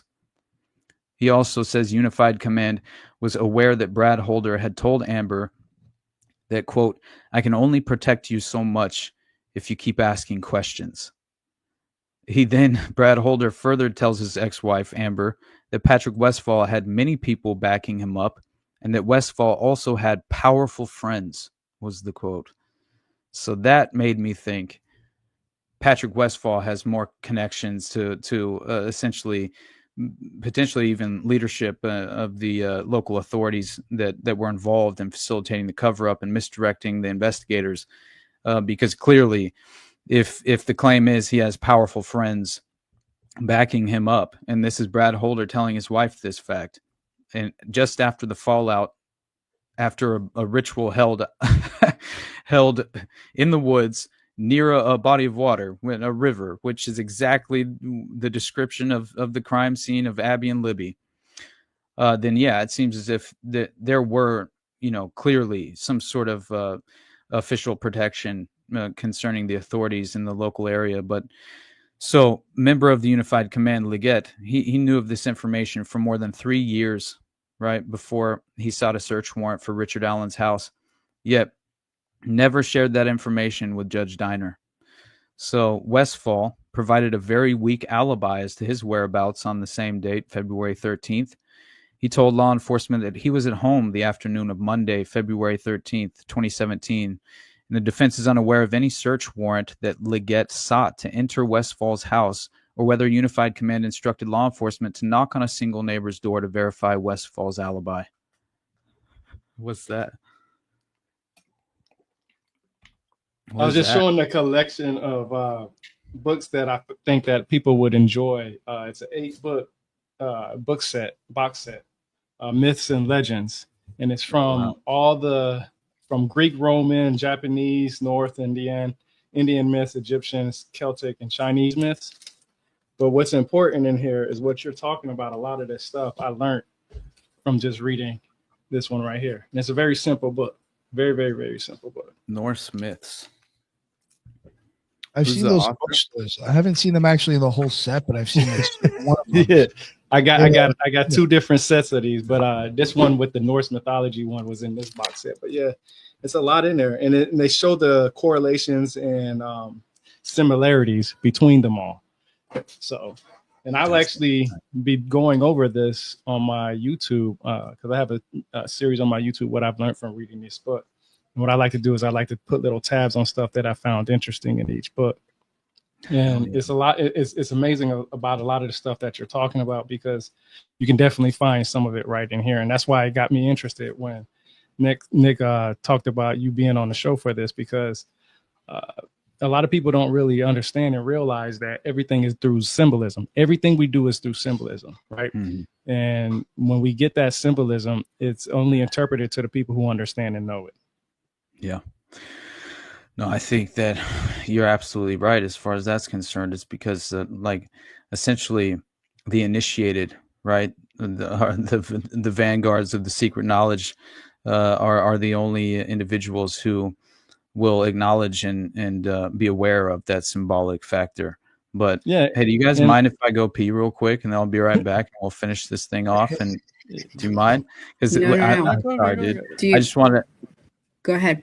Okay, I appreciate it. And then we'll finish off the Vinlander gang and this sort of Rushfield to Delphi connection, which I think that in itself brings us to really just the minor details surrounding the obvious Odinite correctional officers who were abusing Richard Allen, and basically the FBI. I think the most important part of it is what happened to the task force who were solely tasked with the purpose of investigating the Odinite and Odinism signatures of the crime scene, because what happens to those three individuals, I think, provides the red flags and smoking gun necessary to kind of see through this event and pierce through that veil and understand that this was deliberately covered up in order to kind of deflect away from the unfortunate reality that there are members of and affiliated members of this neo-pagan organization or groups within the framework or umbrella in the Indiana area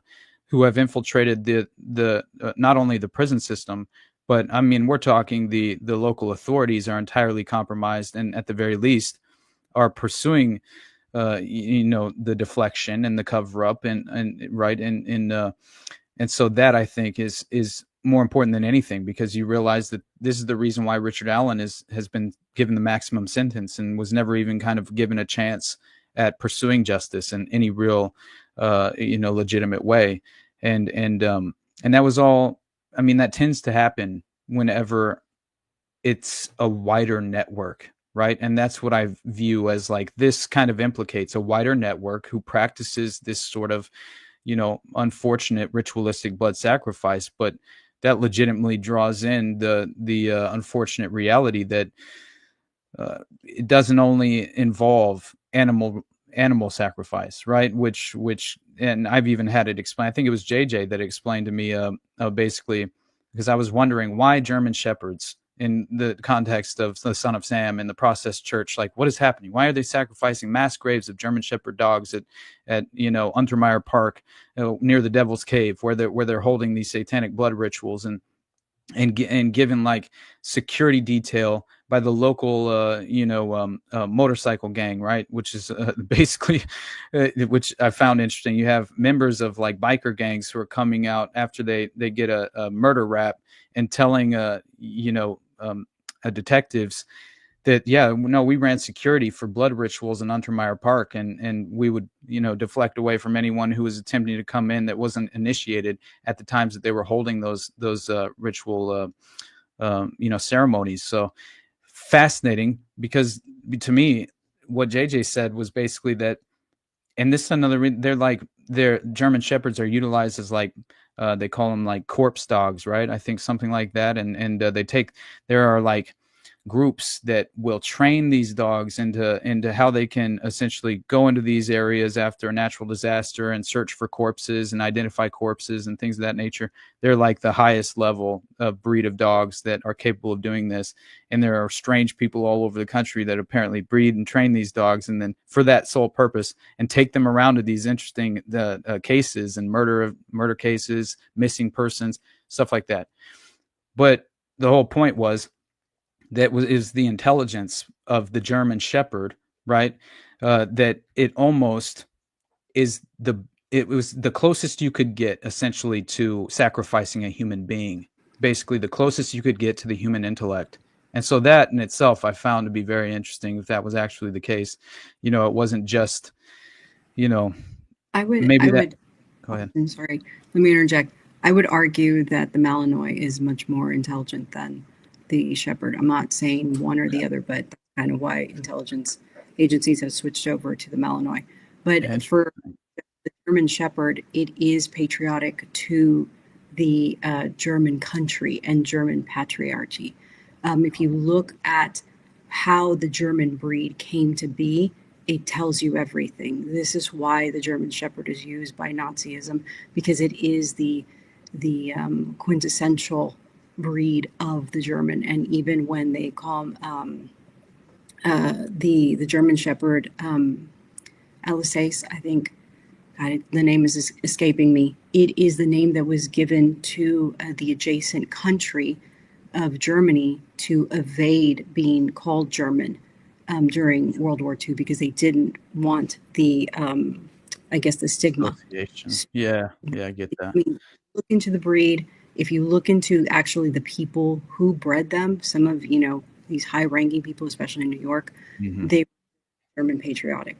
So interesting. Okay, that makes a lot of sense too. Yeah, definitely. And that would make a lot of sense why there's so much Nazism symbolic, as far as like symbolically layered throughout many of the cult organizations, like the process, right? I mean, they had like a broken skull open with the blood draining out, was just like dark shadows marching in lockstep, goose stepping, like with essentially a swastika. Yeah, it was like entirely, Nazi symbolism, but yeah, it's very strange. But yeah, I should go take a piss. I'll be right back. Yeah. Alsatians, that's what they were called. Sorry. My dog's behind. I'll be right back. Can I throw in my symbolism of Delphi? Just yes, I know you had a bunch of stuff. I've been like chomping at the bit, but go for it. I didn't want to interrupt. Okay, so if we look at the two victims, Liberty Rose Lynn, German is her name.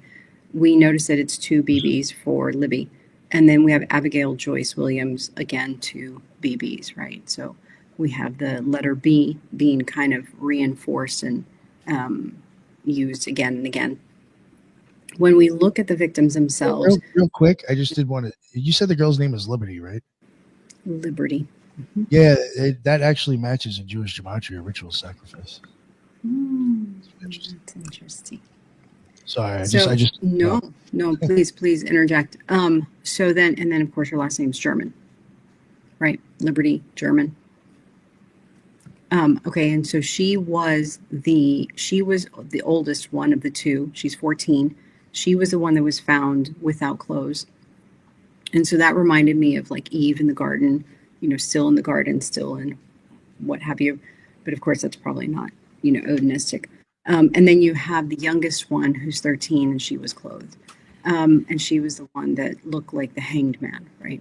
One of the things that I kind of wanted to emphasize, and I'll, briefly take you through that, is the numbers 4 and 3 are found over and over and over. And I'll show you how here in a little bit. But with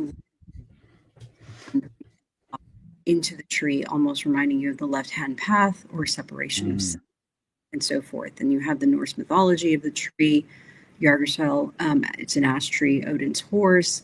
You have, the 9 kind of coming into play with that. You have Odin hanging himself, you have Drysdale the horse, and all that other stuff. One of the things that I kind of, gravitated towards was Yargersfell sounds like Gardasil, which was the vaccine that was used in HPV. And it was a vaccine put out by Merck And one of the main strains that I guess is responsible for cancer is like 16, 18, I think sometimes 11, 6, and whatever. But the thing that stood out the most was that it had first been developed for girls, and they were advising them to be given between the ages of 9 and 13. So 9, again, showed for something kind of similar. And I was like, well, that's kind of a stretch. Let me keep looking. Well, most of the HPV vaccine studies included a Delphi technique in that it was named after the Oracle Delphi. And it's a method to forecast decisions. So it assumes that groups are more valid than the individual judgments. And that method was used to predict market, not so much the technique of developing vaccine theory or vaccine technology, but basically how could we put this out there and how could we implement it into public market, public health, public policy making.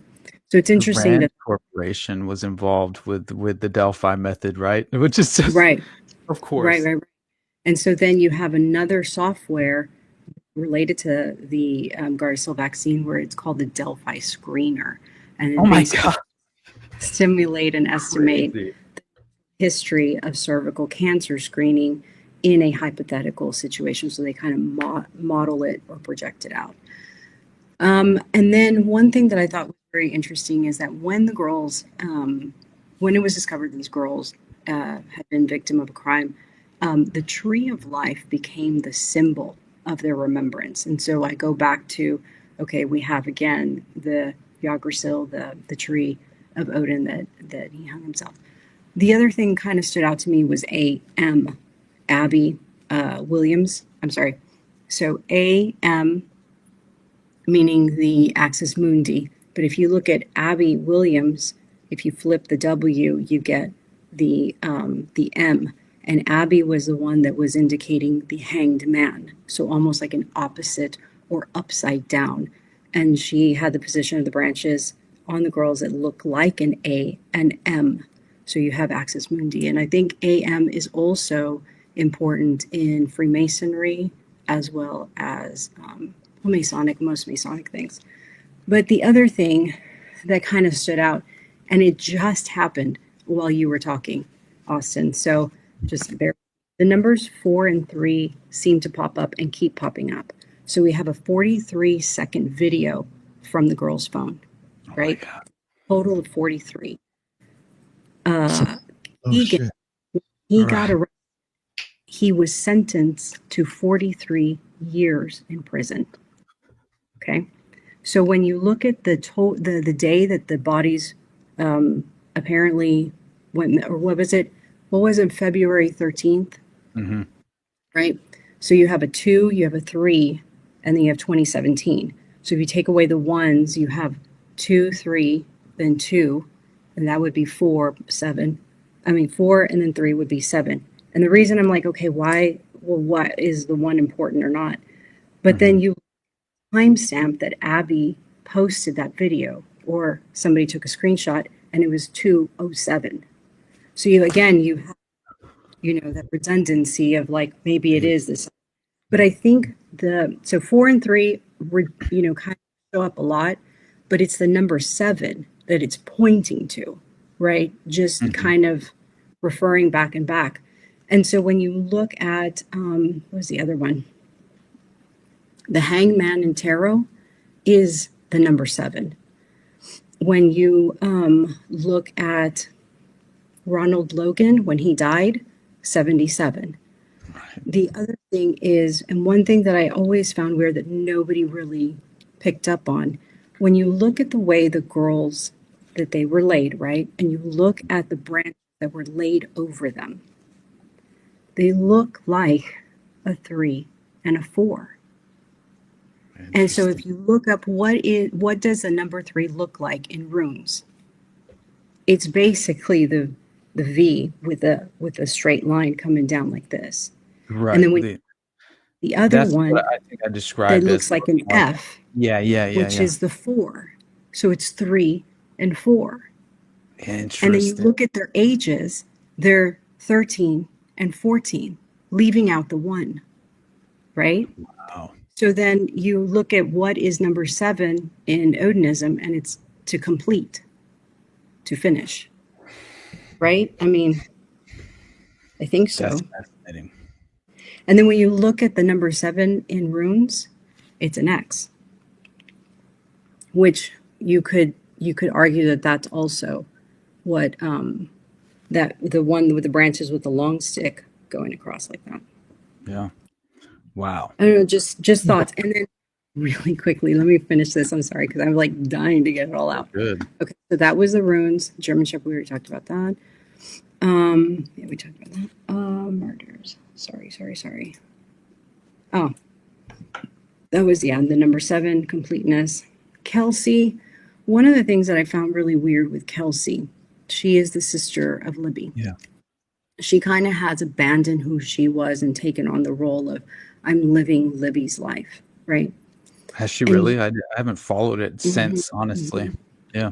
And you had mentioned, and early on we heard this, that there was a Purdue professor that came out and said, it's not that, blah, blah. But then now they can't find him, right? Yeah. Whatever stance he or she took, I don't know. But it was a Purdue professor. I remember that. And then all of a sudden they couldn't find who he was. What's interesting is that Kelsey has taken on, I guess, the narrative that she wants to grow up and become a forensics or go into forensics. And she's currently taking classes at Purdue University. Oh my God, you're blowing my mind right now. What? So it's like, is it with the same professor? Like, I don't know. Yo, like, what the Right. Except, That's I don't know. crazy. And so there is that. And then what you had mentioned, I'm so glad you mentioned him. You mentioned, what's his name, Brad Holder. Mm-hmm. And he had a bunch of Facebook posts prior to the case or prior to the whole thing, right? Yeah. And they said that it's weird how he was like, he had all these Facebook images and they were kind of indicating certain things that kind of led to one of the murders or what have you. But one of the common theme that he had in his images was the what is it called? Thuinzas? I can't pronounce that. But it's basically the rune for the number 3.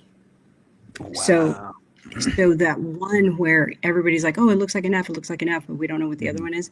It looks like a 3. I mean, I think it does. Maybe it doesn't. That's how they connect. That's basically what I was just getting to. Basically, was just that how the Rushville Delphi connection to the individuals who are part of the same group, the gang, right? The Vinlander gang, I think, is what they refer to themselves as. Which, if you look up Vinlander, you get this historical text that seems to be very much involved at a crucial level of the ideological framework that they kind of exercise. It seems to be a sort of like almost origin story of the Vinlander, and they're like it's very strange. It almost feels like some sort of reflection of a Knights Templar connection almost. It honestly does. Yes. And you're absolutely right with the whole Knights Templar, because again, we go to Axis Mundi, and they were the ones that pretty much bring Axis Mundi into the zeitgeist. Yeah. Wow. And that's where My you get God. the Templar basically go into the Rosicrucians, and they go into the Masons, and then they go into all the other secret societies that kind of come out of that. Wow. And I believe they were Germanic of sorts. Yeah. I'm not sure. Yeah. That's where I think a lot of there's a lot of Germanic imagery that's used in the context of the Vinlanders, which I find interesting, and that's another reason why I think they called them essentially neo-Nazis. In a certain way, they said they were basically fundamentally sort of white supremacists, right? Which I found interesting, but basically, and I have to share this picture of Brad Holder in a moment, but that whole point, as far as there's a connection to this individual by the name of Johnny Messer, and this is where the Facebook posts come into play, which is so crazy, as you were mentioning, how they're kind of recreating the same photos that each of them are posting on their Facebook pages around the same time. which that to me, is kind of another sort of perfect avenue into witnessing this sort of, flex that they're very proud of this and initiatory event, I think, or finality. I mean, what exactly would you call it? What is it called whenever you move up in the context of a secret fraternal organization? Promotion. Just kidding. Yeah, basically, yeah. You're 100%. You're promoted within the society. Yeah, and so basically, the unified command, they discovered this at least disturbing Odinist evidence was provided to them that proved by the task force that there were connections from the members of the Vinlander group in Rushville to the members of the Vinlander group in Delphi.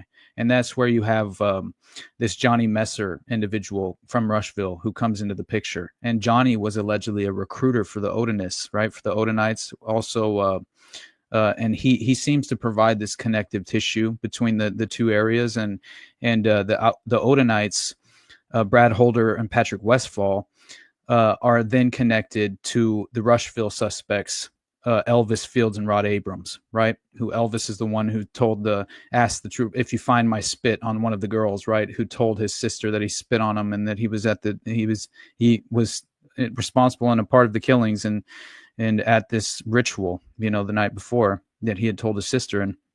And so that is where the connection kind of forms. And Delphi it's like 125 miles basically from Rushville, and law enforcement were aware that Johnny Messer was friends with Brad Holder and Patrick Westfall. And so it was also known that Messer was acquaintances with Elvis Fields and Rod Abrams. So this is the recruiter for the Odinites. So basically, it appears as if this connection was then chalked up to a simple, bizarre coincidence by the Unified Command. Legitimately, that's how they explain this away. They just act as if this is an actual coincidence and we shouldn't look into the statements that were made by anyone surrounding these individuals or the individuals themselves, which clearly show that they have no real alibi that's legitimate and credible. And yet that doesn't force or at least, it doesn't, of course, force the investigators to pursue that at any real level of honesty or integrity. And that proves out to me that the Unified Command was clearly compromised, especially what takes place with the task force. So Elvis Fields, right? So you have this crazy connection between Elvis Fields, Rod Abrams, Brad Holder, and Patrick Westfall, who are sharing this common acquaintance in Johnny Messer, who's the recruiter for the Odinists. But it turns out that Elvis Fields and Brad Holder, they happen to also follow each other on Facebook while mimicking each other's Facebook pages, with Elvis Fields actually recreating the photos that Holder posted on his Facebook page. So this is shocking as hell, because I believe it's August of 2023, there was a deposition, and Jerry Holman was the Unified Command member who claimed that he did not even know who Johnny Messer was, nor what the evidence showed of Messer's possible role in the murders of Abby and Libby. And this is after the task forces provided all the information, including these individuals as key perpetrators potentially involved. And so he's already, I think Jerry Holman, member of the Unified Command, was one of the key compromised individuals who helped facilitate the cover-up, and that continues to show itself. But there's it's Johnny Messer was cleared as a suspect, just like Brad Holder, when and that was all. You're cleared while still considering the fact that Johnny's ex-girlfriend, Taylor Hornaday, she told police that Johnny Messer and Patrick Westfall were like brothers.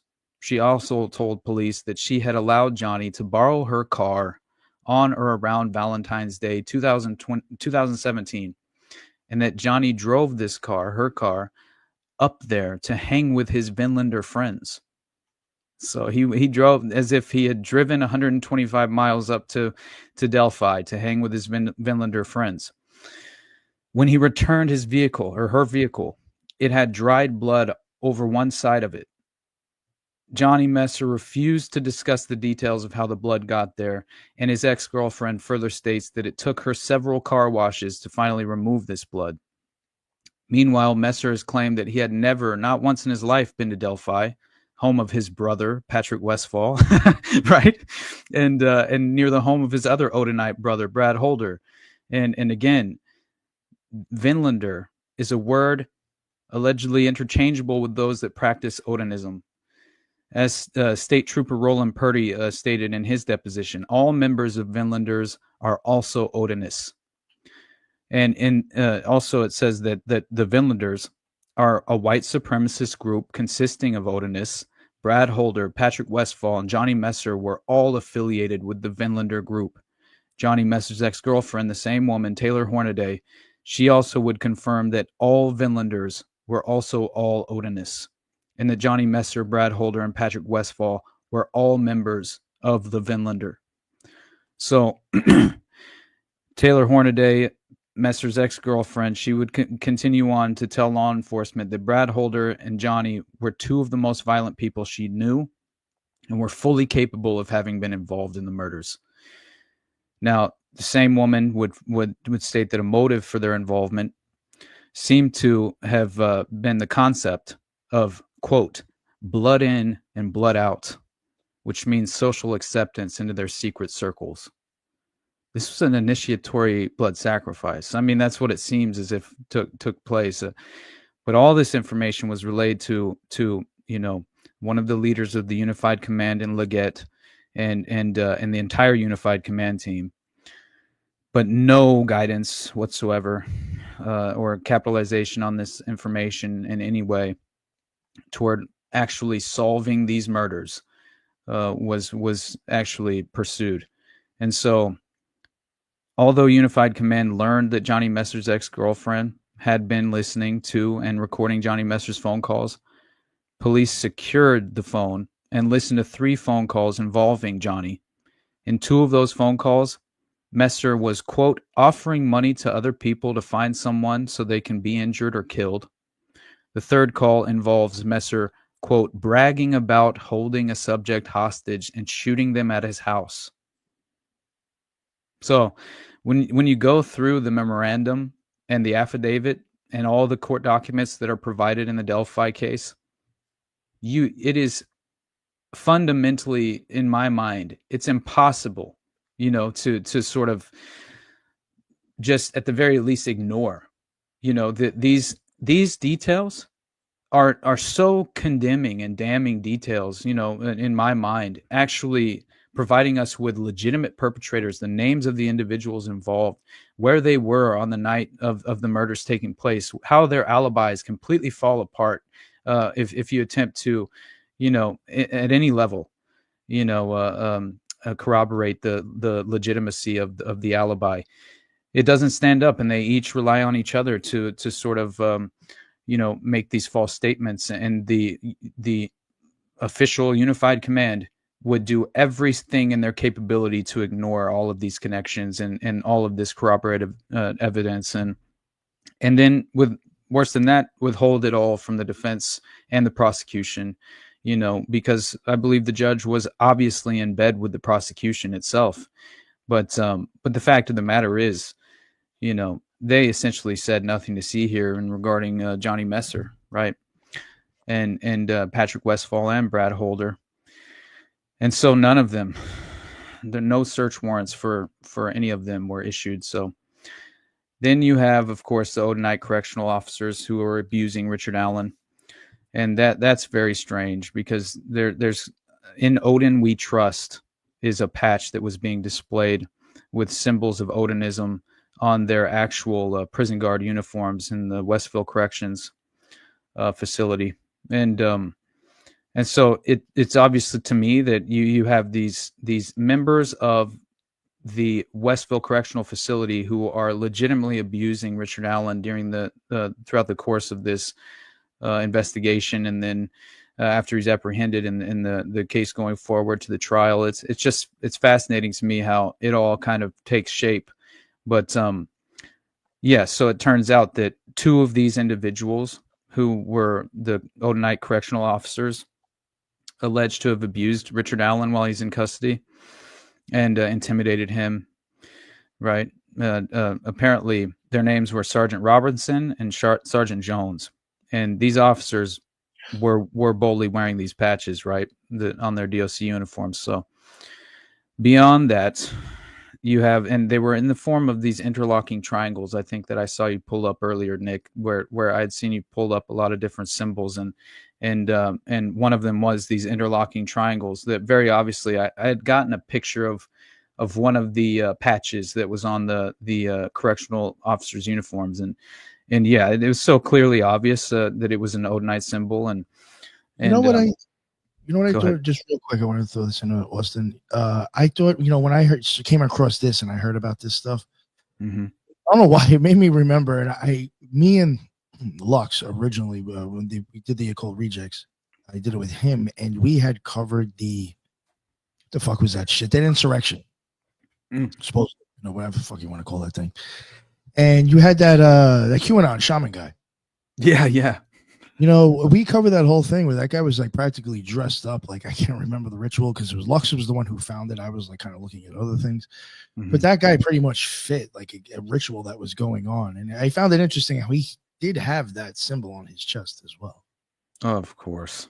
Just like, is this all theater as well? It's hard to explain. Like, it's just, and again, like, I'm not saying, I don't know how to say this. There are people on the far right who are interested in Trump. Just put it that way. Right. So, and I mean, how much? Go ahead. I'm sorry. No, it could just be going back to people that are interested in that shit and into the occult. 100%. And I mean, you see the Templars and the strange loyalists to certain, Le Circle, P2. I mean, how many different members are surrounding Trump at this moment who have affiliations and loyalties to these secret fraternal organizations that are pursuing a very similar agenda?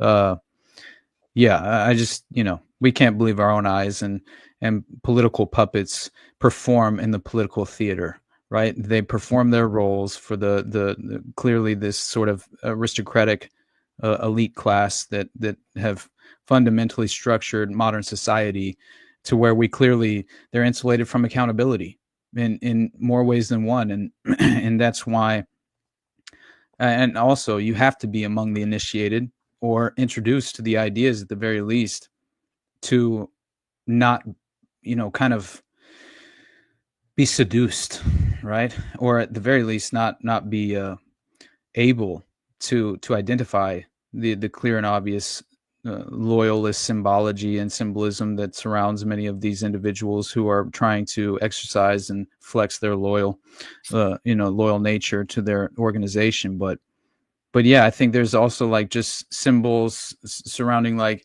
for example, whenever Trump's in the Oval Office and they're kind of performing some sort of, public, it clearly, have you not seen the strange shelf that's behind Trump where every single presidential administration, they have different things that they put on the shelf, and for his background, it now seems to be all these gold statues that take on different forms. And it's very interesting because to me, it looks like it's deliberate, and, who knows what the ties are there, but I wouldn't at all be shocked. I saw something the other day that showed that there were, clear reasons as to why Trump is the true German Shepherd. That's funny. But yeah, what's crazy about these? He is German. Officers, he's Bavarian. So of course, and you know what? I mean, I covered the Kinkora Boys Home, and Roy Cohn, his mentor, flat out raped Richard Kerr. Legitimately trafficked that dude from Kinkora Boys Home, and was a pedophile who ran sexual blackmail human compromise parties, where the Process Church, according to David Berkowitz, was supplying him with young children right at his human compromise parties, where he's living geographically very close to that of Trump at the time. And we all know at this point that Roy Cohn, he was responsible for actually blackmailing J. Edgar Hoover and the Blue Sweet parties. And so the idea that Trump hasn't been drenched in human compromise for generations, and that, you can go back to, was it Murdoch, or who was the individual who, the money manager of the Rothschilds, who are like basically stating when Trump had to file for bankruptcy back in the day, that after it, and of course he took over Royal Casino International, which has ties to the Meyer Lansky syndicate, but nobody talks about that. But of course, it blows me away, considering the fact that Trump would then purchase that very same hotel that was utilized for audiovisual blackmail for that Roy Cohn would blackmail J. Edgar Hoover with. And then he also happens to purchase Adnan Khashoggi's yacht, which is also entirely rigged with audiovisual blackmail, who was connected to the Maxwell Epstein network of running guns through Iran-Contra. And Epstein himself was living under a fake passport in Saudi Arabia under a different identity while he's embezzling funds from Adnan Khashoggi's arms smuggling operation. So to me, yeah, it's like, let's put all the individuals who are compromised by the Epstein network in charge of Epstein disclosure and see what happens. It's hilarious to me. But anyway, the fundamental point I was attempting to make with the symbolic nature of the correctional officers not only wearing the patches and clearly displaying their loyalties, but they also, just like Brad Holder, just like Patrick Westphal, they were also posting these Odinite symbols on their Facebook pages, clear displays of these runes and images, and so I think it was there was a photograph that one of the correctional officers, either Robinson or Jones, had displayed on their Facebook page as well, and it was like an altar, right? Some sort of Odinist altar that they were essentially utilizing or at least portraying on their page, and so something very similar could be found, almost identical, on that of the Facebook page of Brad Holder, which is fascinating to me that they were they were mimicking each other's Facebook pages with the symbology surrounding the case that had yet to go public, and that in itself is some sort of it's some sort of strange. Yeah, I mean, when you feel as if you're protected enough to where you can kind of flaunt your, it really is kind of outwardly taking credit. You know what I mean? In a way to where you feel as if you have no concern about legitimate consequences being, coming around the corner and enduring them at any real level personally. So, yeah, to me, it seemed as if this was a perfect display of how confident they truly were, the individual perpetrators involved in this. And it goes to show that whatever Patrick Westphal had told Brad Holder, or when they had their alleged falling out after this ritual murder, that according to Amber Holder, right, Brad Holder's ex-wife, that Patrick Westphal, he had powerful people he was connected with, and they were protected essentially from any real accountability. And so that goes to show, I think, that obviously beyond the connection to the prison system and the correctional officers themselves being loyal to the group, who are obviously apparently abusing Richard Allen during the course of his, just being, obviously in custody. It was just like at every level, there's not justice that's being pursued and at any, it's kind of extraordinary to look at this case and see that none of these Odinist signatures in the crime scene were pursued at any level. And so, the Odinist patches were later apparently, as the prosecution realized that the defense had discovered the fact that these Odinist patches were being worn by the correctional officers who were essentially abusing Richard Allen and obviously there and present whenever Richard Allen would discuss any of the details of his case with his family members or his defense team, that basically, they had removed their patches in a very timely manner. And just as the defense had discovered and were going to make it public, all of a sudden the patches of loyalty to the Odinist group were removed from the correctional officer's uniform. And so that in itself kind of provided a smoking gun as to the fact that they had insider information, insider knowledge. Things were going around and very quickly in terms of, oh no, they've discovered this connection. We have to now cover our tracks. And then it being entirely, just ignored from then on, basically going forward. And all of this was sort of, I think there was a process of concealing this very important information in order to falsify the evidence, right? And that was the whole point, was to in the context of the memorandum, it basically legitimately says that they were falsifying the information in order to bolster the bogus timeline of the state. And so that in itself, I think that's a correct interpretation of how it happened. And when the FBI was removed from the Delphi case, that in itself proves out to kind of lend credibility to the idea that obviously this was not going to come out publicly in any real way. And so there was like essentially the state police superintendent, he decides he's going to pull the plug and kick the FBI off the Delphi murder case in 2021. And all of that is over some conflicts, apparently, some sort of ridiculous alleged conflicts. They're going to force the FBI off the case. And this all happened at the exact same time that one of the federal agents in the investigative task force was essentially executed in broad daylight. And so what we have here is Todd Click, right? The former investigator on the task force. He's thought to have been the strongest piece of evidence for Andrew Baldwin and Brad Rossi, the attorneys for Richard Allen. And and so basically this 3-man investigative unit that formed in 2018, as I mentioned, was formed in order to investigate, obviously, the Odinism connections to the ritual killings. And so you had, in the exact same time that the FBI is removed from the murder case, you have this task force that's disbanded.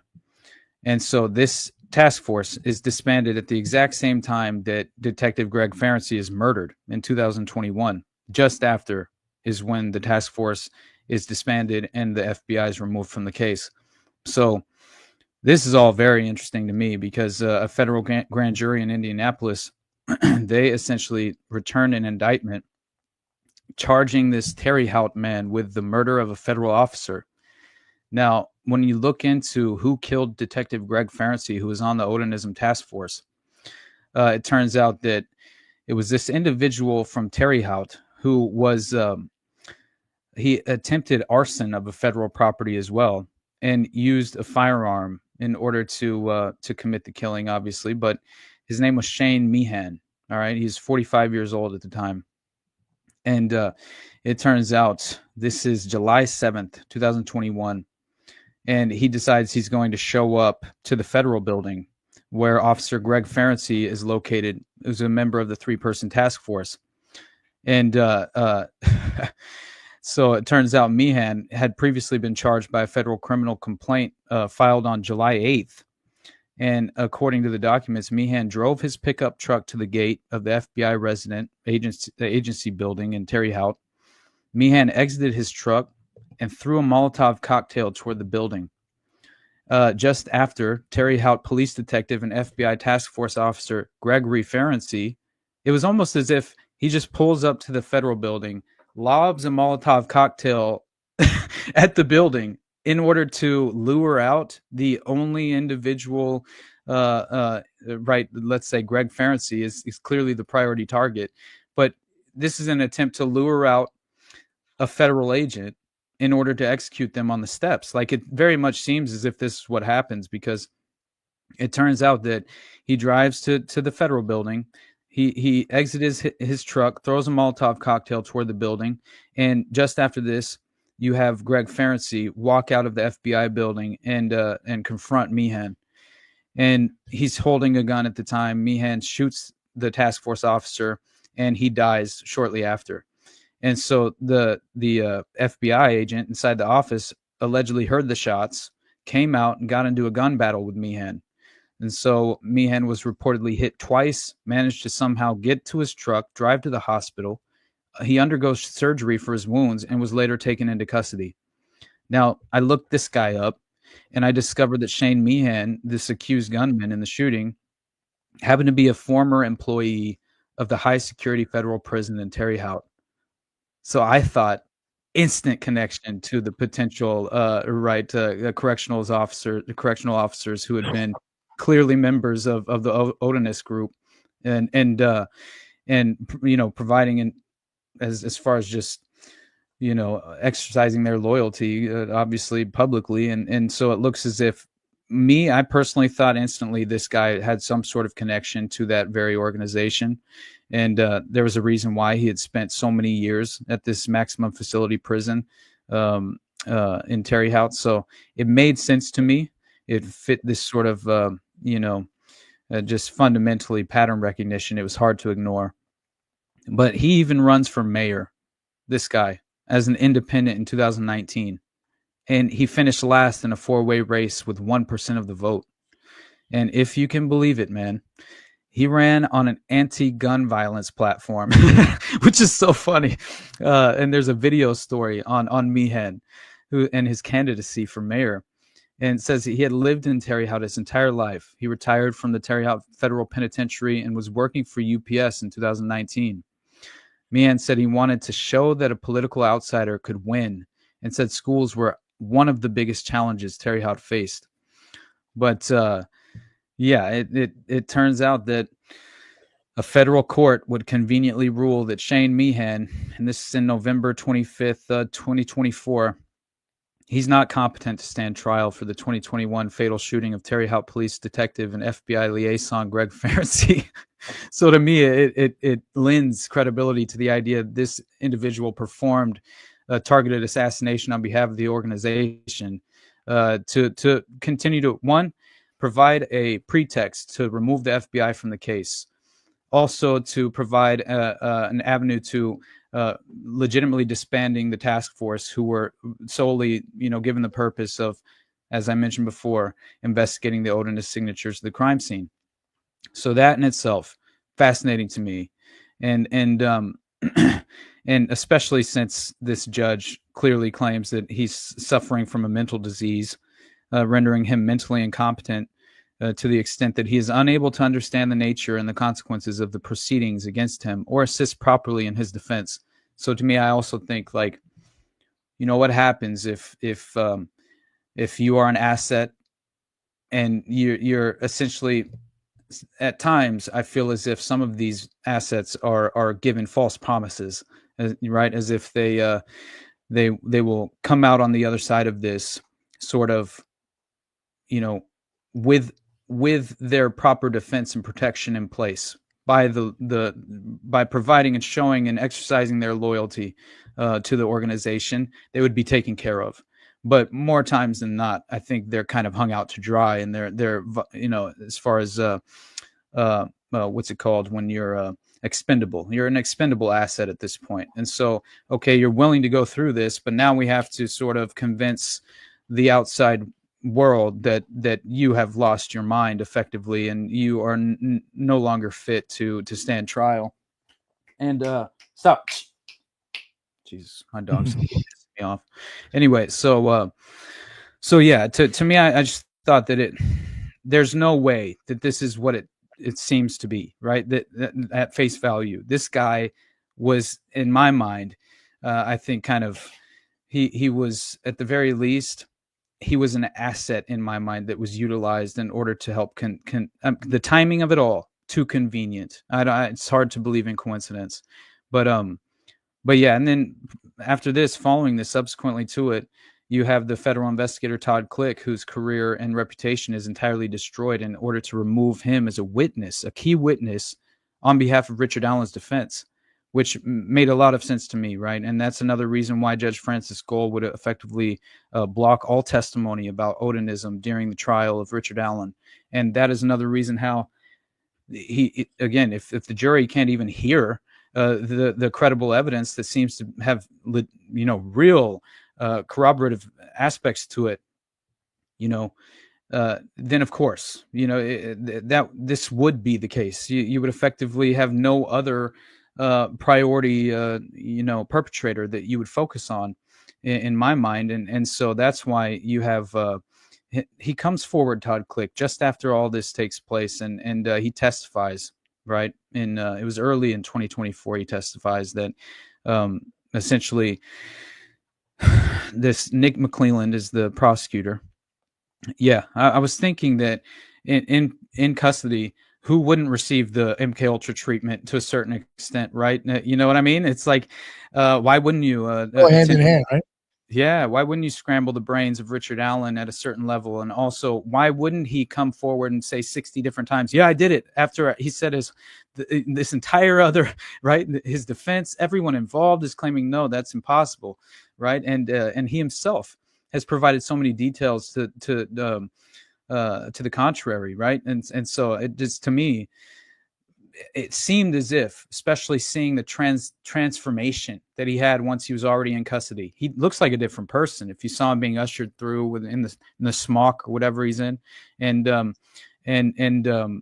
also consider the individual, Shane Meehan, who's given the task of just driving up to the federal building and lobbing a Molotov cocktail to provoke the one individual you would need to execute in order to kind of like provide a plausible, reason or pretext to disband the task force and remove the FBI. Federal involvement, it makes sense. And so anyway, Todd Click, he feels the need to come forward, and I'm almost done finally with, we'll get to the end of this, and I'll come to a conclusion, but it's interesting because Todd Click, right? He comes forward. He's telling the prosecutor, Nick McClelland, after Richard Allen's arrest in 2022, that he's clearly concerned about the substance behind Allen's conviction, or as far as his arrest, in terms of the actual evidence and allegations against him. Yeah, that's a different person, dude. You know what I mean? Like, I'm not saying that prison doesn't do that to you, but I mean, that's it looked like he lost a lot of weight, bro, because in prison, a lot of people, I've never been, of course, but I can say a lot of people worked out, and my brother actually been in and out of jail and stuff like that. And before he went in, he was very skinny. When he came out for just a year, he was huge. And I was like, damn, what the hell was you doing? He said, all he did was work out, you know what I'm saying? And, you could look at his shirt, something happened to him. There's a reason why his attorney took his picture like that. So, I mean, I'm starting to see what you're talking about. I was pulling up the court documents and reading it and going through it and stuff like that. You're very knowledgeable on that. So I want to thank you for giving me this knowledge on it, because I like history and I love religion. I love mythology, and everything that you talked about goes back to some part of that. I mean, I brought up some of the tarot cards that you was talking about, and they had some of the Egyptian Sphinx on there. So all that stuff right there is something, like I was saying, symbolism plays a big old part in our communication. The problem is we don't have the knowledge behind what symbolism means, because everybody has their own, way of putting it in there. It's just like people making up their own new words for their own narrative, right? And you have to be knowledgeable on their narrative and their words to understand both. Absolutely, man. Yeah, I agree as far as like, and you look at the obvious transformation. Like, I personally, knowing just the individuals who have been affected by those very same techniques, and just like a Jack Ruby, for example, right? Where it's like, my God, that guy was obviously visited by Jolyon, West, Dr. Jolly West, right? And 100% after this happens, what occurred with Jack Ruby, right? And remember when Tom O'Neill goes on Rogan and he tells him about essentially what had taken place to Jack Ruby while he was in custody.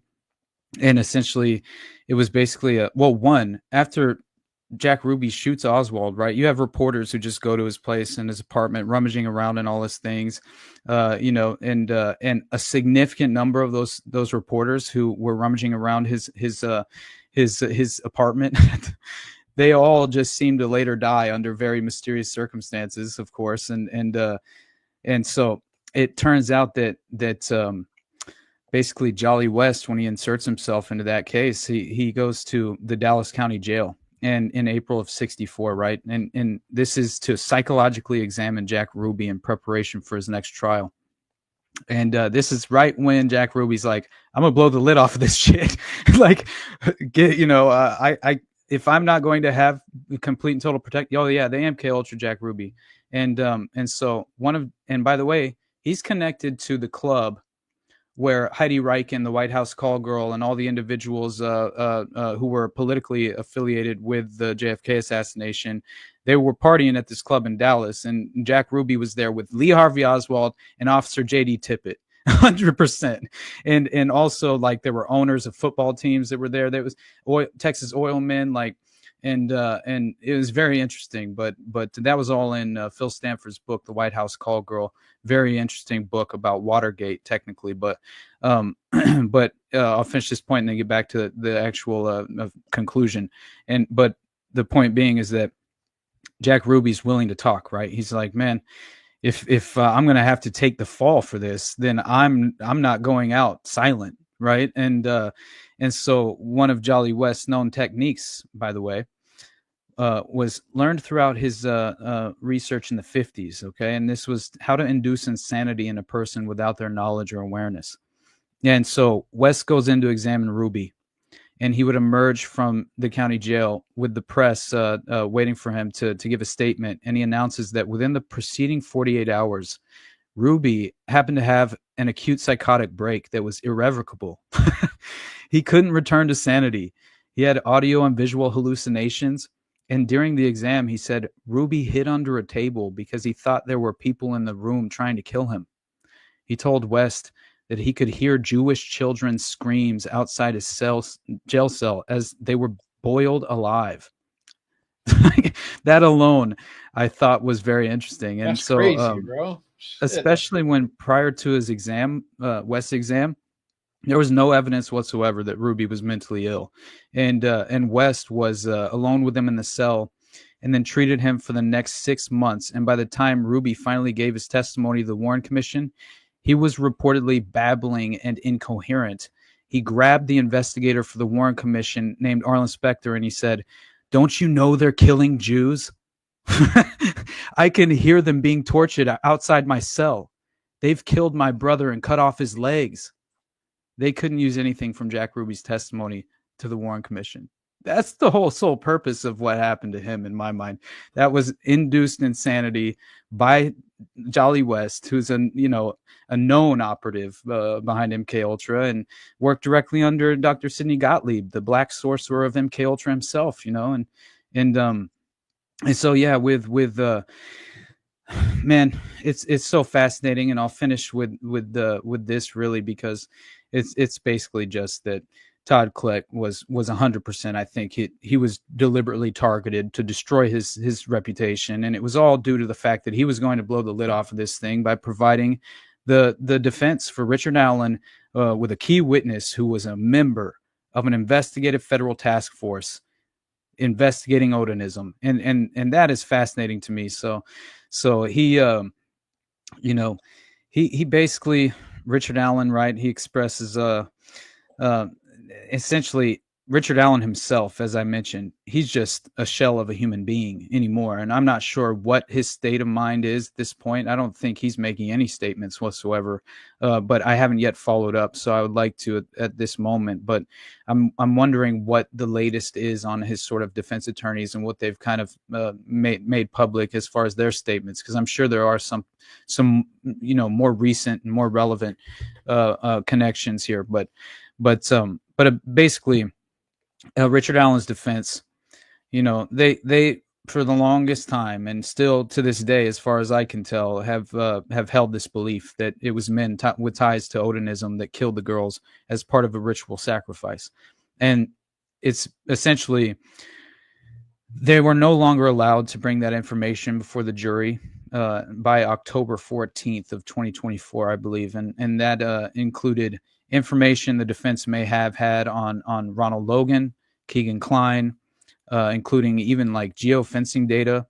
And McClelland objected to Click's assertions, claimed Click may have a history of lying. So he instantly brings in the notion that, and kind of provides this sort of pretext, the public perception that this man has no real credibility. And so this is the prosecutor, McClelland. So I think prosecutors, what are they known for? Right? It's like I don't really think a prosecutor's word is worth taking at face value, but that's my personal opinion. And so he then requests Click's employment records after he makes that public statement, and it was later reported in April of 2024 of last year, which that basically this is when Francis Gold, the special judge, had approved Carroll County Prosecutor Nicholas McClelland's motion to get Rushville Police Chief Todd Click's personnel records to discover if he had any issues that might impeach his credibility as a witness for Delphi murder suspect Richard Allen. That's the path you would take if you wanted to undermine the credibility of an investigator who had clearly what Todd Click claims is that the statements that had been made claiming that he had essentially lied in former reports that he had made or filed were all just deliberately manufactured lies in order to undermine his, for that sole purpose, to undermine his credibility. And so this is where after they get a hold of his personnel records, then this is when you have sort of this Click's investigation into the Odinists being involved in the killings of the Delphi teenagers, obviously being entirely just disregarded by the court judge, by the judge who was presiding over the trial itself, and the prosecutor then indicates that they believed Click's employee records would show, and this before they even looked at them, would show incidents of untruthfulness or credibility issues. So they're just laying the breadcrumbs for anyone who's following along with the reporting on this trial.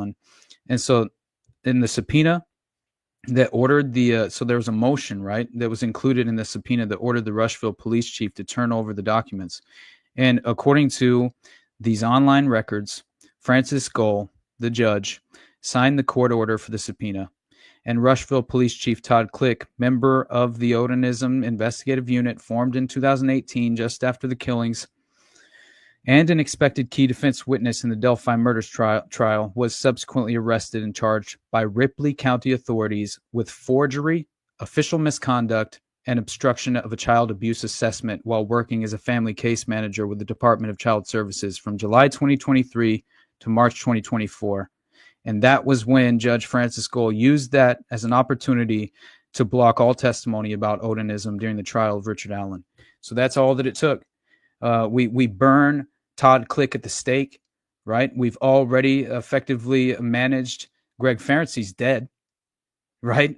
The other investigator, Kevin Murphy, I believe was his name.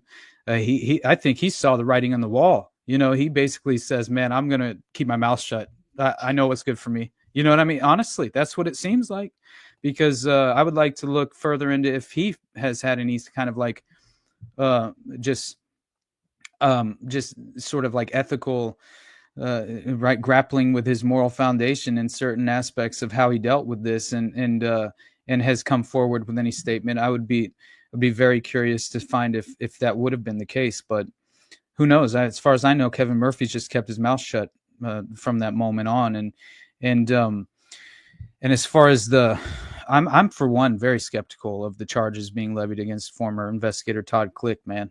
I mean, I think that this was a strategic undermining of his personal credibility, while you can sort of simultaneously provide the pretext for the judge to block all the testimony regarding the clear and obvious Odinist connections. And the initial hearing was held, it was in October of last year, right?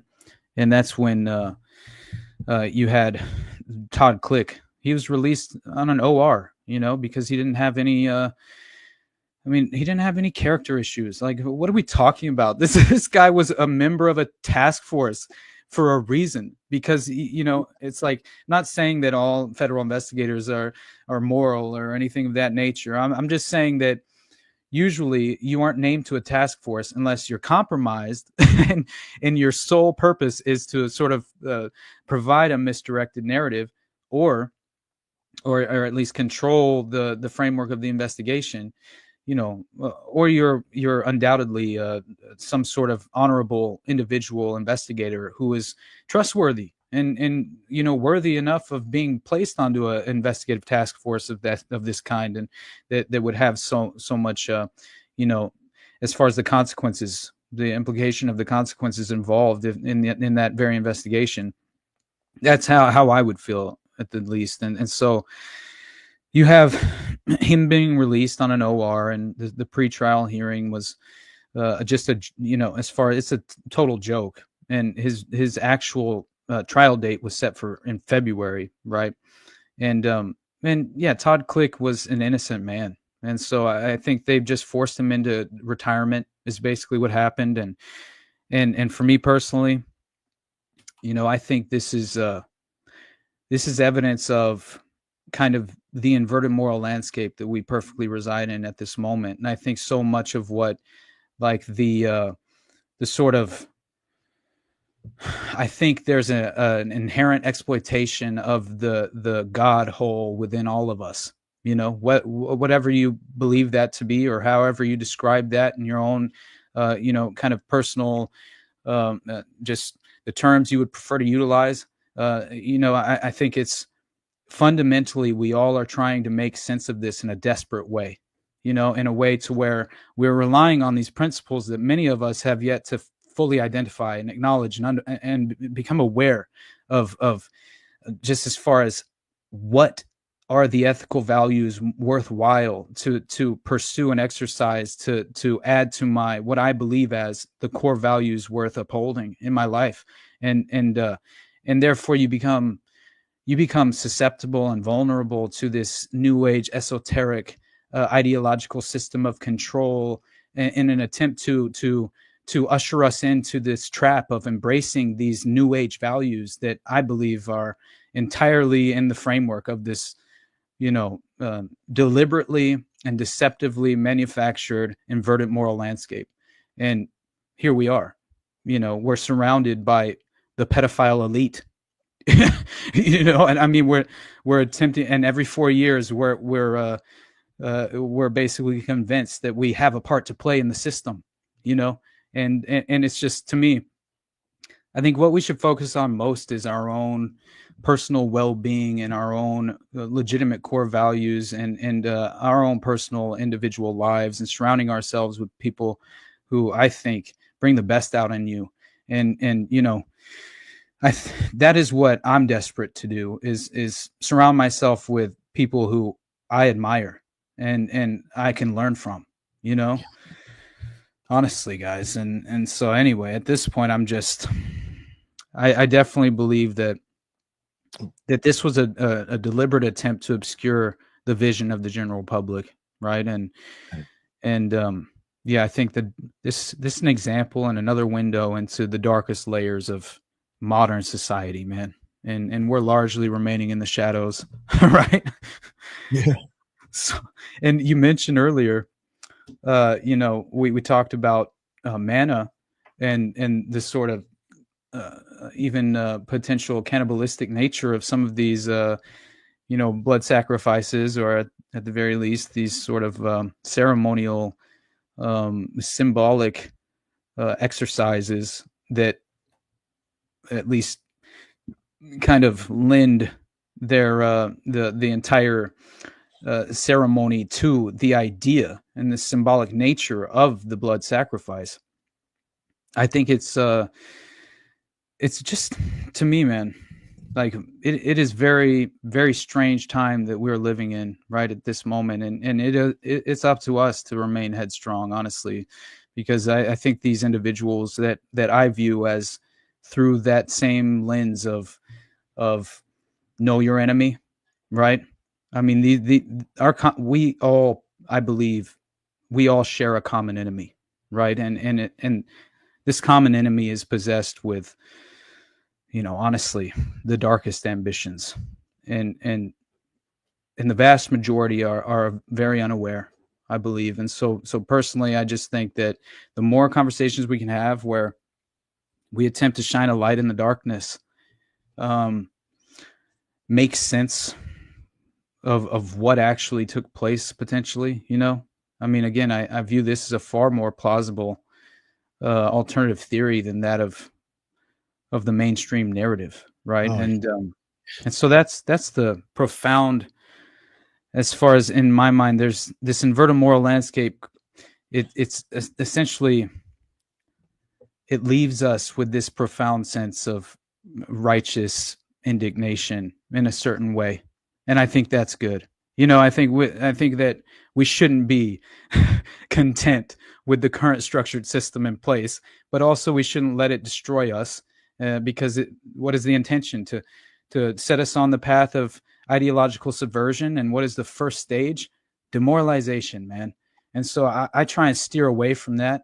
I think there is beauty in conversations such as this, which I mentioned at the beginning, provides me with a real honest sense of hope moving forward.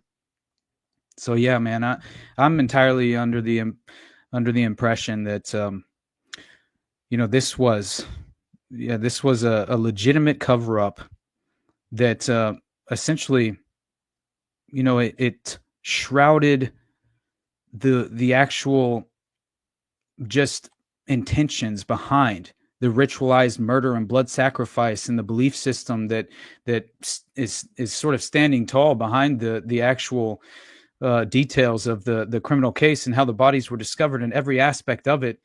And that has now been entirely set aside and ignored, and it's not even a part of the official narrative. And so that in itself, I felt like drew me to this story, because we're again intended to remain in the darkness and unaware of this sort of real power paradigm, how it kind of functions. So anyway, I don't know. It blows my mind, this case, I'll be honest.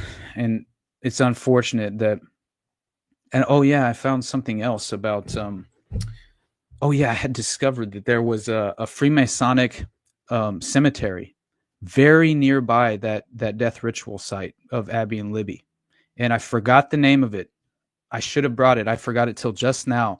I should have brought this source with me, because if I would have remembered, I would have pulled it. But there is a Freemasonic cemetery, a private cemetery, that is like eerily close to the area of where Abby and Libby were sacrificed.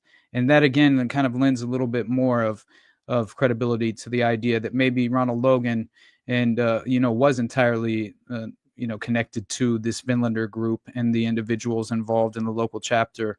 And especially when you look at let me pull this up, because this is fascinating, and it's the picture I wanted to share with you guys before we get out of here. And that is it kind of blows me away. Let's see, blah blah blah. All right, see if I can share this. There you go, buddy. Now look at this guy. This is what William Ramsey sent me, basically saying that this could be the bridge guy, and this is one of the sketches, composite sketches. Damn, he looks really close. Very close, right? Yeah, then, like you can't even like with the hoodie and the hat. Yeah, you definitely couldn't be able to tell. 100%. And then look at this. This is him. Oh shit. So 33, baby. Yep. Yeah. So somebody sent me that picture, and they said, "Hey, brother," and was just telling me I did well with William, and then sent me this. I believe it was posted literally 33 days after the killing of Abby and Libby. So that in itself, that's crazy. If this was posted on Brad Holder's Facebook page 33 days after the actual deaths of Abby and Libby, along with the symbolic nature of the runes that they were posting and the crime scene portrait that they posted that at least resembled directly that of the crime scene, then I believe this was Brad Holder was potentially the bridge guy, and I think that this had to have been an initiatory, ritual sacrifice. I don't know how else you could kind of explain it away, but let's not forget that the G in, the Masonic symbol, the letter G is number 7 of the alphabet. So 7 again, 3 and 4. My God, that's just crazy to me. And but yeah, we are now left with the consequential outcome being that Richard Allen is the sole perpetrator, right? And that he had no affiliation with Odinism or Hey, they even got that picture on Wikipedia. Do they I really? just pulled it up. Yeah, they got that picture on Wikipedia. I just pulled it up. Yeah, it's Wow. it's crazy. Yeah, and that's just too identical, man. That's just way too identical. At least close to like that. That's crazy. I just couldn't. I couldn't. At every level, I was convinced, man. I'll be 100%. Something's up. Yeah, I'm convinced that that I feel like we named the perpetrators that murdered Abby and Libby today. I honestly do. And you know, the fact that these individuals are insulated from any real accountability and still remain, you know, outside of any objective pursuit of justice. Yo, this is bugged out. Even the hat and everything, dude, matches that guy. It does, man. That's what I'm saying. Hey, let me ask you something, bro. Have you ever tried to contact him at the correctional facility in Oklahoma? I have not, man. I just, I honestly, I probably should. Right. Yeah, I try to look him up on there. They said that he transferred over there, but when you try to type in his name and his birth date and all that stuff into the correction facility, it says there's nobody there. And then, of course, on the top, it says in little small fine print, you know, it says, you know, they're updating their stuff and blah, blah, blah, blah, blah. But I mean, he's been there for a minute now, so they should have been done had his up. So yeah, something ain't right. And then the question is why did they transfer him in the first place? You know what I mean? Exactly. Why did they transfer him? What was the point of transferring him? Was it for his safety? Was it because he was going to do some things that, you know, people were going to catch notice of it? And right. when you transfer somebody, you don't necessarily have to update that information in there quick. You know what I'm saying? You can wait till the day they die and update it and then say deceased. 100%, man. Yeah, that it doesn't feel right to me at all. And especially just after hearing that he was transferred, I instantly, you know, a red flag went up in my mind, right? Just, it doesn't tend to happen for no reason, right? And especially considering the abuse he allegedly endured during the time that at Westville.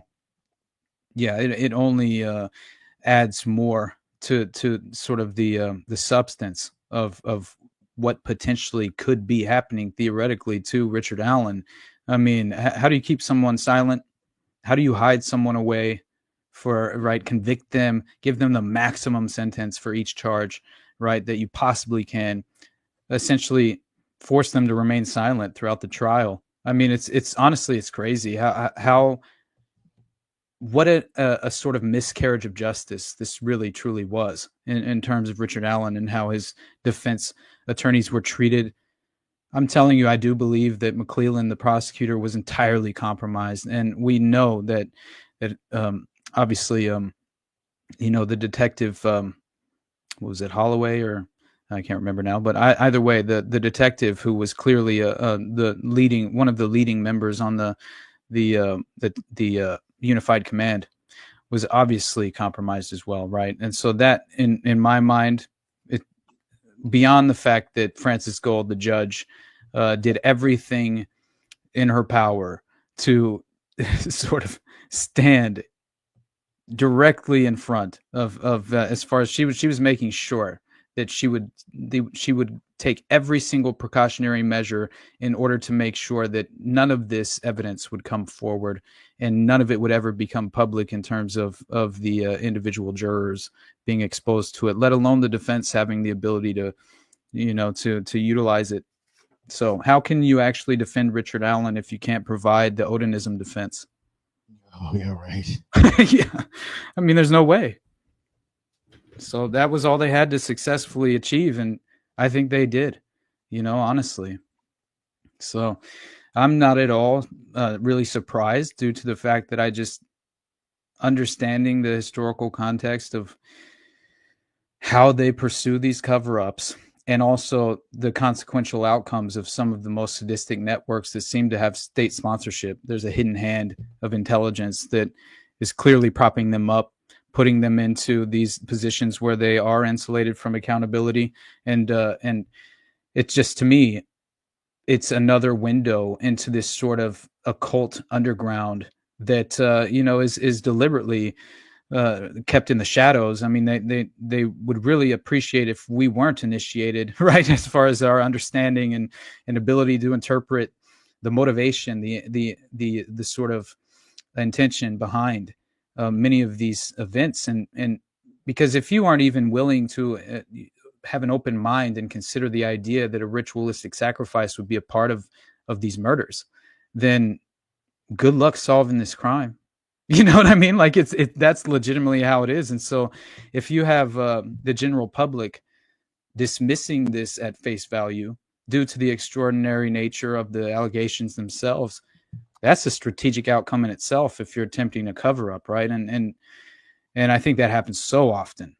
And then they also are aware of the idea of using it in a layered strategic way to where most of the general public will inherently sort of dismiss these more extraordinary allegations if they are unaware of these connections and these unfortunate organizations that do exist that pursue these just obvious. People are unaware that it never ends with just human trafficking, right? The enterprise is wide in scope, and you have organ harvesting and every single layer to this it's a criminal enterprise where it all blends together, basically targeted assassinations, and human compromise, sexual blackmail, satanic ritual abuse, right? I mean, and at every level, there's truth to all of this. And it's been, I think, conveniently and strategically, there's been these sort of, I think, these very much misdirected just kind of mechanisms that were very much like laid into these strategic positions in order for the general public not to be able to come to terms with any of these ideas in a way where it seems like you can remain credible. And I think that's the issue, is that so many people, if you discuss something from this angle, they're concerned about being dismissed and their credibility taking a hit. And I think that's a huge mistake. It's obviously, I think, one of the reasons that this sort of preconceived notion has been very much conditioned into the minds of the general public, and it's for that purpose, so I'm just go ahead. No, I'm sorry. Before I forget exactly what you just said right now, I wanted to kind of capitalize on exactly what you said and kind of highlight what you said. And Nick has mentioned this before in other episodes, and we've kind of mentioned it when we cover some of this true crime stuff. If you want to look at each individual true crime situation, and everything is so questioned, everything's so questionable, one resounding theme you will see is that all the characters of the story are polarizing. You literally have a camp on either side of every single character in any true crime story. And I do believe that is on purpose. I do believe that there are characters as in a reality show. I'm not saying that that didn't happen. I'm saying this is probably the ultimate, reality TV. And if you look at specifically with the Delphi, they're wanting to bring cameras into the courtroom. They're wanting to televise what's being said. Why? Because so much money is being made off of the true crime industry, whether it is podcasts, whether it is GoFundMes, whether it is anything. I mean, I had heard that a lot of people had driven to Delphi, Indiana, just to look at the site. So that not only money in tourism as well. And you're talking about cornering a market that had yet to ever be explored. And now you're making bank, regardless of who it is, regardless of what angle it is.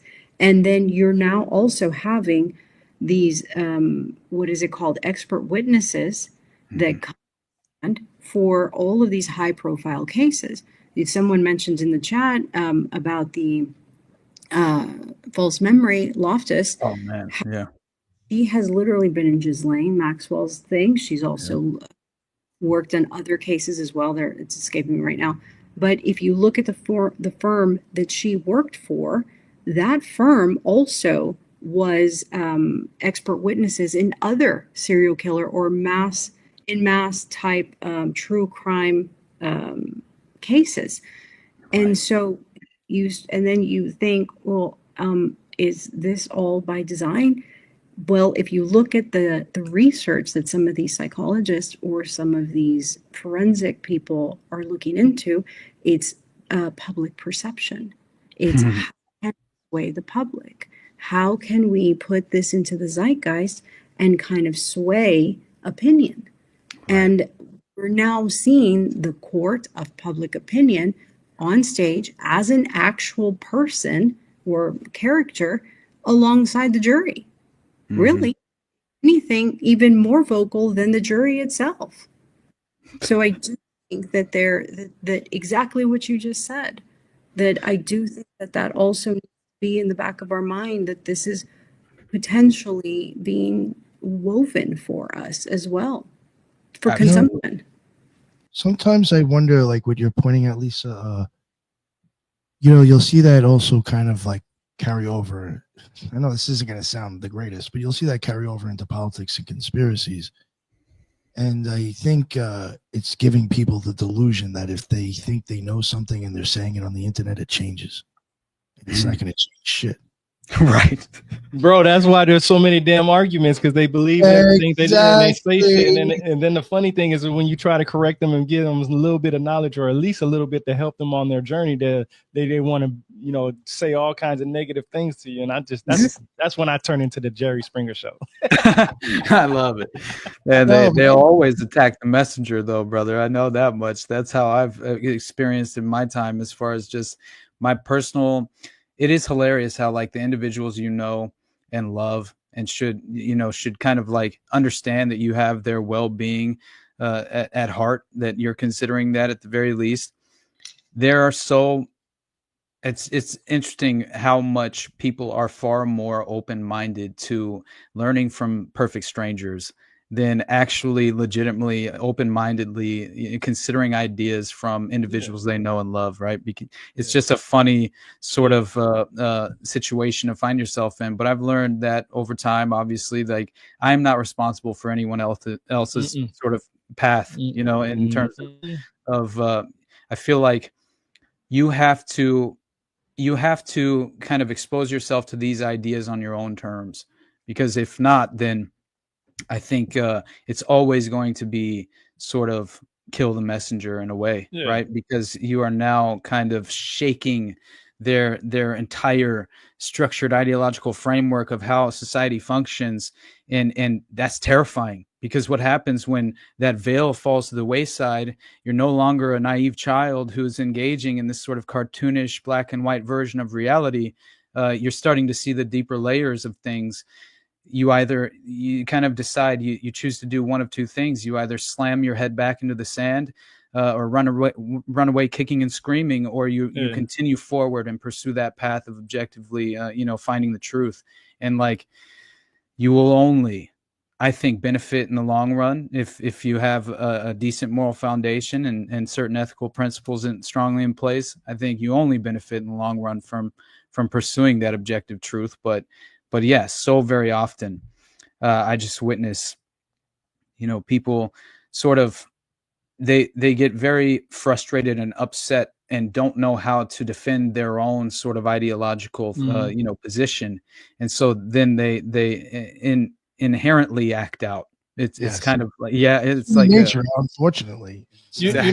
That's why for me personally, if I ever say something, I have a source by me. I would never say something after I have a source. And the only reason why is because I don't want somebody to believe what I'm saying.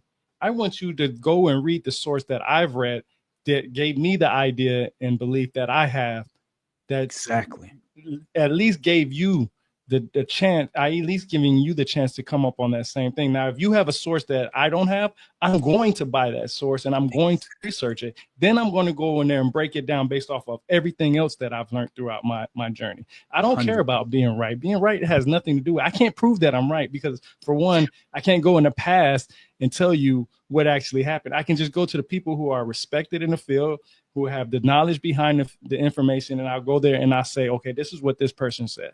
And that's it. Now, if you want my opinion is going to change. I cannot come up. I don't know how anybody sits here and says that they've done so much research and they come to one fucking conclusion. How? You've read so much shit, but you have one conclusion? No, I have thousands of conclusions of what possibly happened because I know what different people have said. And I can take what they said and analyze it and put my mind and my passion into it and bring it to the world to say, hey, this is not me saying it. This is what the text say. And if you want to know what text it says comes from, I'm giving it to you. That's why you will always see me share a source. Always. I will always bring the source. And I've read thousands of books. I've had plenty of sources, peer-reviewed articles. I have my own book. I stick to the foundation. If you don't know the foundation, you can't build a house. You just can't. 100%. So my foundation is what the basics of the information says. And I'm going to find the individuals that have that information, and I'm going to bring it to the world and say, hey, these are probably the people you want to look at. Now, this is what I like to do the most. Just because I read one thing, I'm going to find the other thing that counters it. So that way I can see what the hell is in the middle, because there's always three sides to the story. One, their side, there's the other side, and then there's the side in the story in the middle. That's what I'm coming in. And I'm a Libra, so I'm going to try to balance that out as much as possible. You know what I'm saying? I'm like, okay, you're right. Okay, now you're wrong. Now you're right. Okay, now you're wrong. And I'm going to keep shifting it until I come to an understanding for myself. Now, what I believe is based off the information that I've learned. To learn what I've learned, you have to go through the same shoes that I did to get there. You know what I'm saying? So, I say the same thing, man. Honestly, I for quite some time now, I've said all that I bring to the table are, legitimate sources that have convinced me otherwise. Right. And so all that I ask are, if you're interested, you would like to dig further, you would like to attempt to corroborate some of the evidence I put forward, like go to the sources that I mentioned, and definitely read through them yourself, because I wouldn't have brought it to the table if I hadn't been fully convinced otherwise through this kind of avenue of accumulating these various sources that provided me with this far more plausible alternative theory. And that's all I'm doing. I'm hoping that people will see that this is what changed my mind. And that's the reason I'm bringing it to the table, is because I think it's profound. And also, I think it's very important to not have this sort of ultimate, at least agenda. I don't really have an agenda. I'm just attempting to pursue the truth, man. And through that, it's like, you want to go along the ride with me? Because I would love for that. It's going to be a bumpy ass ride, bro. I'm telling you, it's going to be a bumpy ass ride. No doubt. Your opinion if you're doing research, if you're really doing research, your stance has to evolve. It has to evolve. If it does not evolve, you might as well just give it up now, because that is the purpose, is to evolve in your stance. And exactly what I said, some of these older scientific articles that you look back and that are so well done, they have exactly that in their discussion. They give you the results, but then they present the papers that basically support their data, and they also provide papers that don't support their data. And then kind of towards the end, they give an analysis of why they think the papers that did support their data said that, and why the papers that didn't support their papers may have said that as well. So it's a very balanced delivery of a discussion based on your results. Yeah. You know what I always tell people? I see a lot of people says, oh, you just want to be right, Rebirth. You just want to be right. I don't want to be right. I want to be wrong. And I'll tell you why I like to be wrong. It's because I learn better being wrong. I learn from my mistakes. And I don't want to repeat the same stupid shit that I said before. If you gave me a source that counters what I said and it's accurate, I'm going to be like, okay, damn, shit, I was wrong. Well, I wasn't wrong. My source was wrong.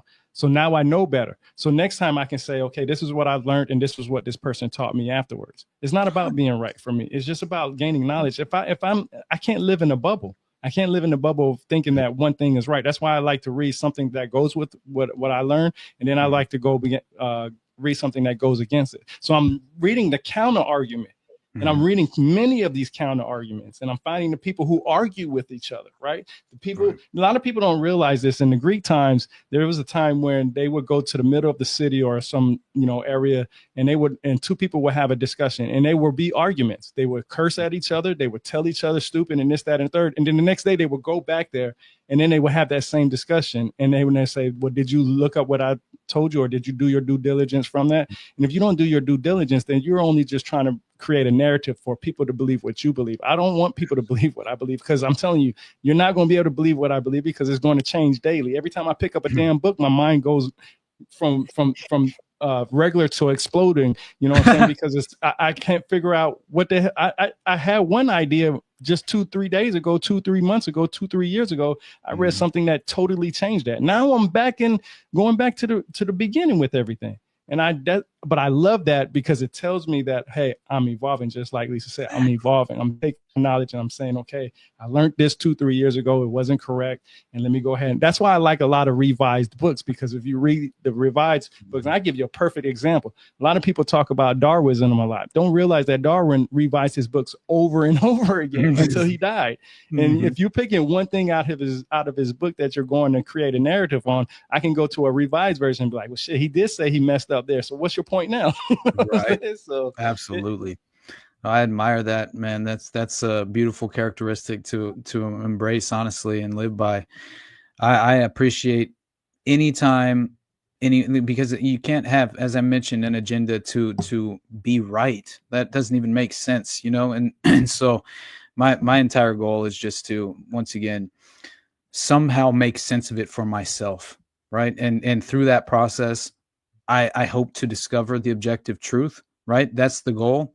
And so I'm always attempting to consider the counter argument, as you mentioned before, and because if you aren't giving yourself a well-rounded picture of the full spectrum, right, the broad scope of things, then you're limiting your vision and perspective. You're not going to have the ability to engage in an honest way in the first place, because you're at a disadvantage inherently. So that you put yourself in that position, right? And we're all in that position anyway. We're all under as far as like there's so many things that we've all yet been exposed to, have yet to be exposed to, I mean, right? And that in itself leaves us at a disadvantage. But all we can hope for is to remain sort of centered and grounded in a way to where we are acknowledging that fact and moving forward, understanding that there's so much more for me to learn here. But still, I think that in terms of these, like the example of Delphi itself, right? I think it takes getting yourself to kind of like you have to already be digging below the surface at a deeper layer of understanding before you're even willing to engage with a case such as this from the angle that we're taking. You know what I mean? I think that I stumble across many of those people, but fortunately for us, there's a lot of sloppy psychological operations happening all over the place, at all times. And you know what I mean? I think they're right. They're revealing. Got too many going on. They're getting sloppy about it. 100%. And so more and more people from all walks of the political spectrum are becoming more willing to, at least engage in certain more open-minded conversation than I've seen previously. I do appreciate that. And I think that, maybe that is a sign for optimism at the very least, but at the same time, it's like, once again, I'm not responsible for any of that. It's just, you know what I mean? I'm just here hoping for the best, expecting the worst most of the time. And that's not a black pill. I just think it's a little bit of being realistic in a certain sense. Just as far as holding out hope for political puppets and things of that nature is just, to me, ignorant. You've yet to learn from your previous mistakes, right? And so I'm grateful that I can opt out of this and kind of distance myself from feeling as if I play a direct part in the consequential outcome and the nature of the current state of reality and the power paradigm itself. Like, man, we're all kind of just children waking up in the middle of a movie theater, right? Like trying to figure out the plot. Like that's honestly what it feels like. Way into the movie, right? Yeah. 100%, dude. Yeah, And that's how I feel. Like we're all children still at the chalkboard trying to learn our alphabet in all of this. Yeah, exactly. Yeah, and I put it in when I was on Nephilim Death Squad the other day. They asked me because I've been like, I think I've just been one. I think I've just been probably over. I think I've been one. I've been having too many of these. Like, first of all, I've been remaining on this path of investigation into certain child trafficking networks. I've spent too much time bogged down in the disgusting, disturbing details of the cases and things of that nature. And it has an overall emotional toll. It legitimately does. And you have to, like, for your own well-being, pivot away to different directions of interest and pursue other avenues of thought. Because I remember, and Raven put it as I sort of gazed into the abyss, that sort of situation. And all that it reminded me of was 8mm, the film by Nicolas Cage in '99, right? Movie.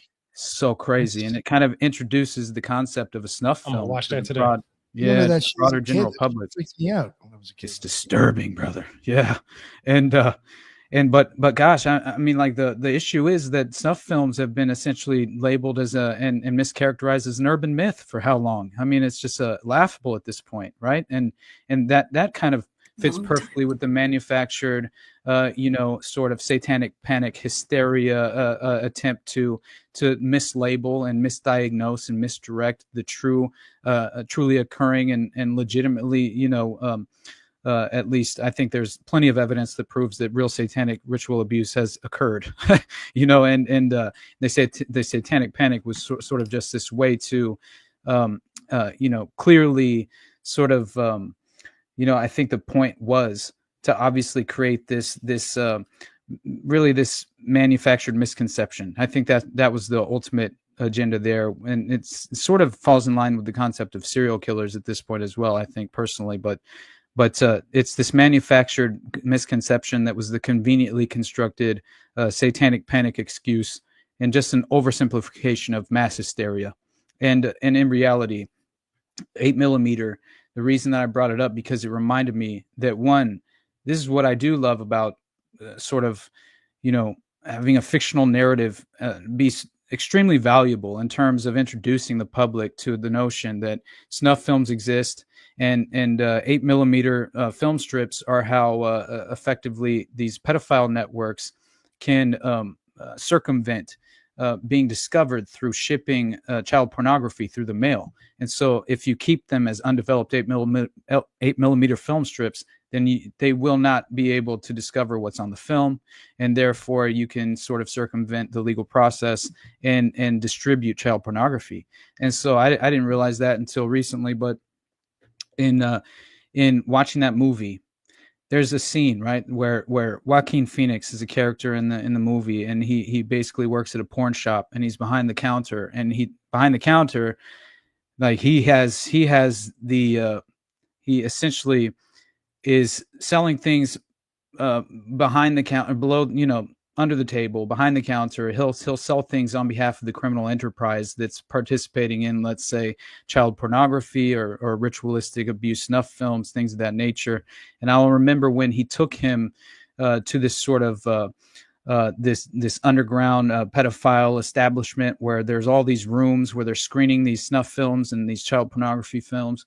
And he takes Nicolas Cage there, who's basically this private investigator who got hired by this elitist, a widow woman who she just became a widow. Her husband was a kind of a member of a higher echelon of society. She had all the respect and love for him in the world. At least that's how the plot is staged at the beginning. And she discovered in his private safe after his death this undeveloped 8mm film strip. And so she calls up, gets this private investigator who's Nick Cage, who comes and screens privately this 8mm film strip, and he viscerally reacts to the point to where he instantly thinks this is real. There's no way this is faked, although he tries to justify for himself this is faked.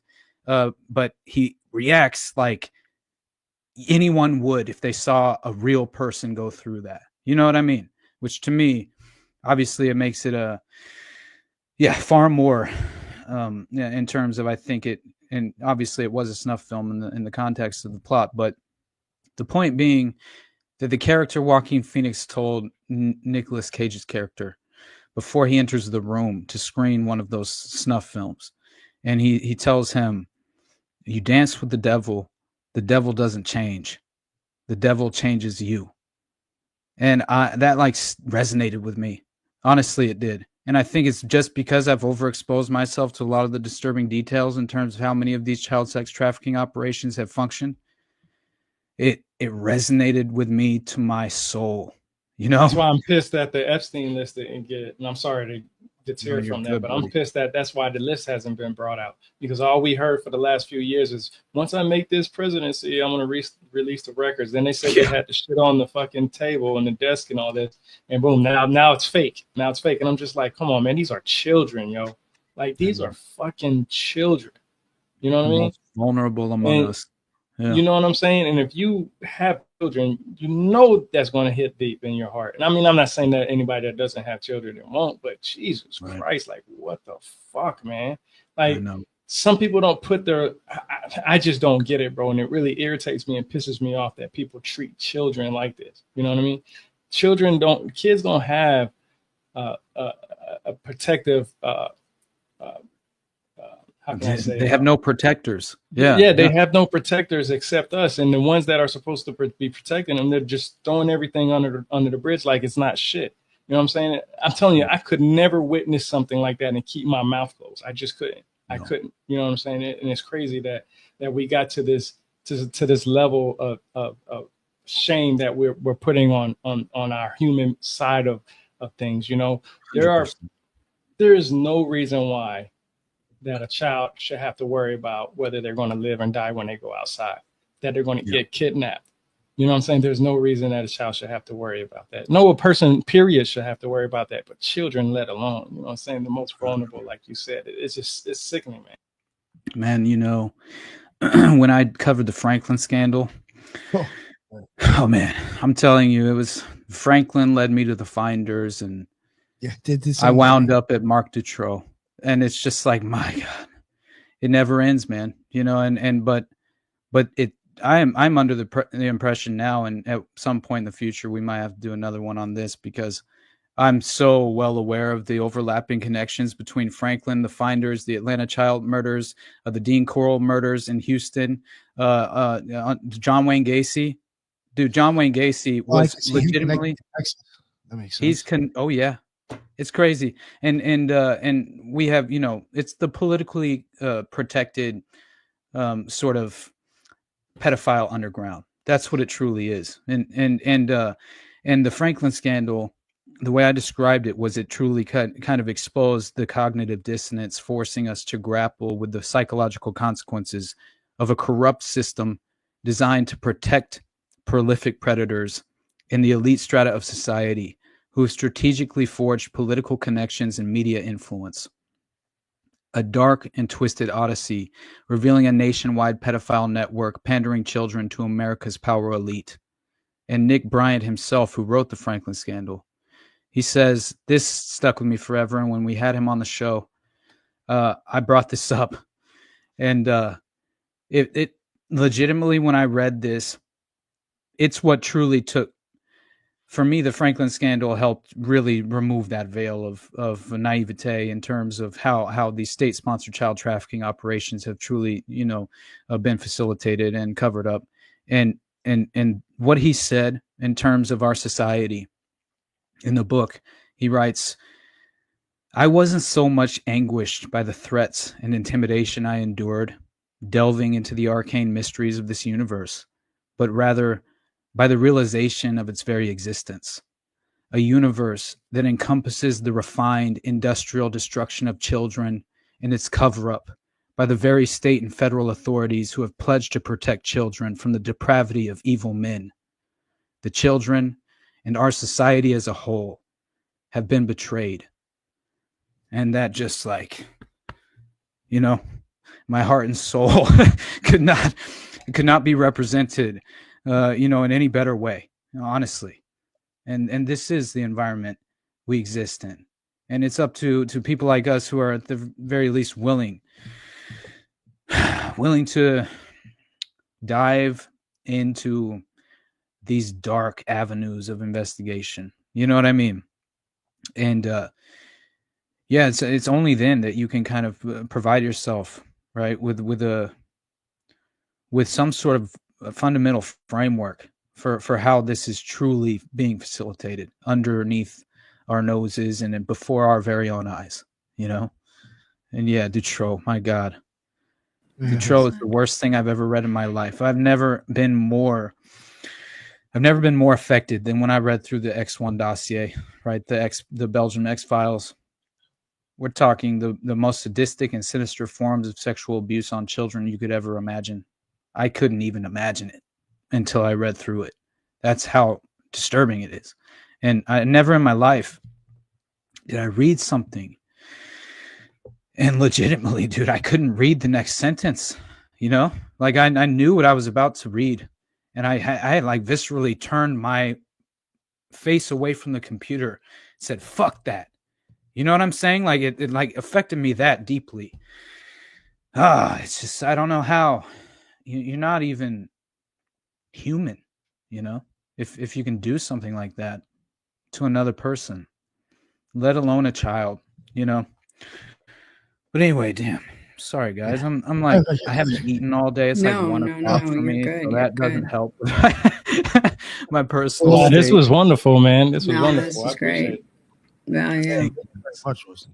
Appreciate you. Of course, man. But I really am willing, if you guys ever want to in the future, do another episode on something that has to do with this, because this is probably my wheelhouse more than anything at this moment. Unfortunately, is the brutal, unfortunate reality of these sadistic, sinister child trafficking operations. And yeah, unfortunately, there's more evidence than you would ever like to discover.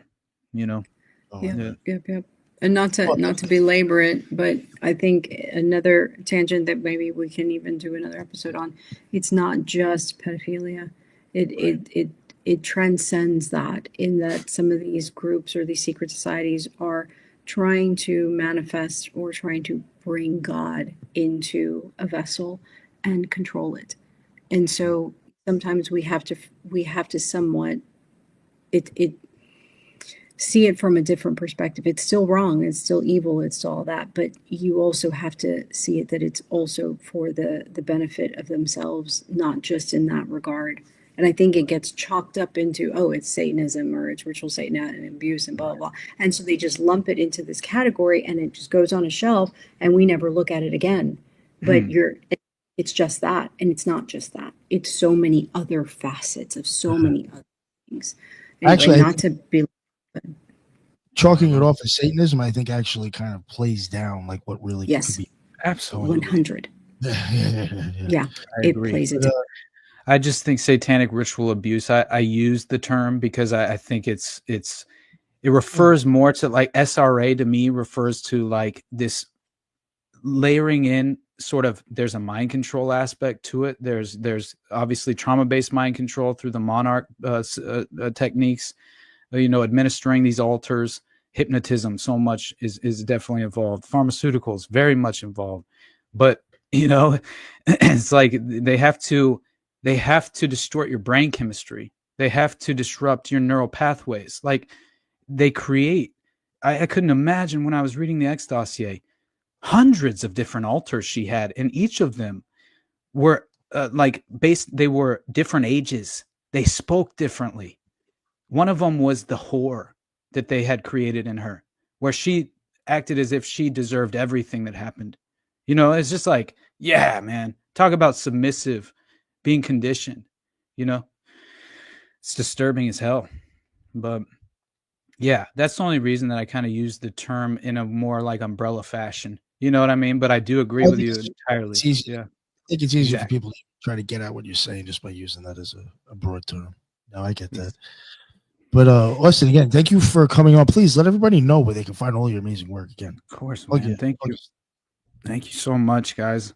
I really do love these conversations, and hopefully I wasn't too like I feel like my my mind works a little schizophrenic and sporadic at times, and again, I didn't eat today, so that doesn't help with the clarity of my vision when I'm discussing certain ideas. Thank you very much. It was great. But yeah, I love these conversations and meeting people who are emotionally affected in similar ways. Yeah, it gives me hope, man. You know what I mean? So I can't thank you enough just for the ability to have these open-minded conversations and kind of legitimately grapple with some of the most difficult details that you could really face in an objective way. And so, but anyway, yeah, you guys can all find me at the Underclass Podcast. Definitely best place to support me is patreon.com/the Underclass Podcast. I have a paywalled show there for just, at least there's some incentive for listeners who, even at the $3 tier level, you can gain access to it. It's called Whatever This Is. And it's me and Brad Binkley from the Propaganda Report and Sam Tripoli from Tinfoil Hat. And it's been a lot of fun. Actually, I saw them text me earlier, and I better text them back soon because I think they're going to try and do the show today. So anyway, but yeah, that's definitely the best place to support me. And but yeah, beyond that, I have a show every Tuesday night. Typically it's at 9:30 p.m. Eastern time. It's called Already Dead. We do it. It's a call-in show. So I have you plug that if you didn't. I was going to say you have a live show. Let everybody know. Thank you. I know I've been so bad about plugging that for some reason. I can't ever remember to. I'm bad about my plugs in general. I'm always just like, thank you guys. But so yeah. Yeah. When is it I interrupted you? So let everybody know again. When you're good, brother. Yeah, so every Tuesday night, Already Dead, 9:30 Eastern time, 45 minutes, kind of shooting the bull, and then we do another however long, just kind of hanging out with the patrons or whoever calls in. And it's a good time. We talk a little bit more about current events, more than and then also like whatever we're spurging on at the time for my personal solo projects from the Underclass that I'm pursuing and things of that nature. My most recent one was the Atlanta child murders and Wayne Williams. And yeah, safe to say I didn't expect an Iran-Contra connection there and things of that nature. But, hey, that gets a lot deeper. But yeah, so I encourage anybody who's interested, go check that one out. And I did an interview about it as well with William Ramsey. It was a lot of fun, pretty well received. So check that out. And beyond that, I think we're having me and Jules are going to have Donut on, I think, on Tuesday. So nice. That'll be fun, man. Especially the Event 201 ritual. Gray Pilled, right? Jules from Yeah. Yep. Yes. He also goes on your Already Dead sometimes as well, correct? Yeah. Well, we made him the producer after Adam from Deborah Gets Red Pilled decided, he had too much going on. He had stopped doing the show anyway, and was just trying to focus on jiu-jitsu and homesteading a little bit more, which I admire very much. But so whenever he decided he was going to bow out, Jules just offered his, he's like, hey man, I'll do it. And so Jose and I gave him we brought him in. It's been a lot of fun. So he's the producer, and we just kind of try and bring sort of levity to the situation in a way, with make it a more casual thing. I think it's very important to decompress, but with people that you are comfortable with, where you can kind of like, make it a more enjoyable, laughable, you can, it brings me back down to earth after I'm sitting there by myself for 12 hours, like reading the most disturbing details you could imagine. I kind of need that outlet. So that's nice to have, definitely. And Jose Gallison's my co-host from No Way Jose. I love him to death. He's my brother. And beyond that, thank you again, guys. Honestly, I can't thank you enough. Thank you. I appreciate it. Real quick, Tyrone, you want to let everybody know what's up? Sure. Thank you. Appreciate that. Well, everything you can find about me is on my website, rebirthoftheword.com. I'm a bestseller, Journey Through the Origins of History, that can be found on Amazon. I do YouTube and all that stuff, but everything that you want to know about me can be found on my website. It's a blog, of course, but I take little snippets of what I've learned and I put it in a little blog. Then I go take that and put it into my YouTube channel and Spotify and all that other stuff. So yeah, I appreciate it, Nick, for letting me come here again, man. Sorry I was late, man. I'm telling you, I'm not going to let that happen again, bro. I'm definitely going to be on it this time. Can't let that happen. I don't like that. I was in the military, man. I hated being late. That was like my eve, bro. So it was, kind of. I was thinking about that. I was like, I think now on when I make like the link to send out to everybody, I'll specify the time in it, so then nobody gets confused. You know what I'm saying? Yeah. Because it has happened to other people besides you. It's happened to Julia and other people. So it's quite all right, my man. What's important is that you came, Tyrone. That's all. That's important. I really do appreciate it. I really do appreciate it. I learned so much just listening to you guys and sharing stuff. You know, Austin, you did great, man. Because I'm telling you, I'm gonna go back and read that Norse mythology book just because of what you said. And I'm gonna go grab a couple of other ones that I have in the other room, and I'm gonna be on it like white on rice, baby. Awesome, man. I'm gonna buy that book now that you showed me too. What was the author of that book? It's just it's not necessarily one book. I think it's a collection, but it's by Jake Jackson, Jake Jackson. He has a whole bunch of them, bro. I mean, like mythologies from everywhere, man. This is not even half of it, right, or a quarter of it, or any. It's like a stack of them, bro. And the only reason why I pulled this one out was because, of course, it was part of the Norse mythology one. So. Right. That's awesome, dude. I love it. Thank you again. I appreciate it. I'm glad you made it, man. And last but not least, Lisa, what is going on? Thank you, Austin. That was an amazing, very thorough, very in-depth discussion of Delphi. You covered everything almost from the beginning, the intricacies, everything, court, suspects, all kinds of little intricate details that I had heard literally from here and there, whenever you synthesized it all in one. And I'm really, really proud of this episode, because if you want to know everything there is to know about Delphi, listen to this episode, because you literally synthesized it all together in a review, like literally. That's it. And so I feel very honored and privileged to have been on this episode with you, presenting it the way that you did. Thank you so much. I love the discussions that, Nick has enabled all of us to have at Tor. And so very, very honored, blessed to be a part of it and to be a part of the discussion. And the only thing I like to plug is occultresearchinstitute.org. Thank you. Appreciate that. And again, thank you all. I mean, that was a long one too. I appreciate all your time. And thank you everybody in the chat. There was a lot of people in the chat that was here from the beginning to the end. I mean, that was a long one. There was a whole bunch of new people. That's what's up. Thank you. And you all had great stuff to add too. Oh, that's absolutely. The chat, the new people. Thank y'all, because y'all brought so much to the table. And Tyrone, that's also some of the things that I love, is that you pull up the images on the screen because it gives visual, and then all of the books. Thank you. Sorry, I didn't mean to interrupt. Yeah, it was definitely awesome, and thank you for the new people jumping on. And again, you can check our stuff out also on BitChute, Rumble, and on audio podcasts. I will say that the audio will have more episodes than what you see on YouTube, because I won't censor the show, but I just won't put it on YouTube. So if you want to check it out, there will be more stuff on the audio, obviously. But again, thank you all, and Austin, amazing work.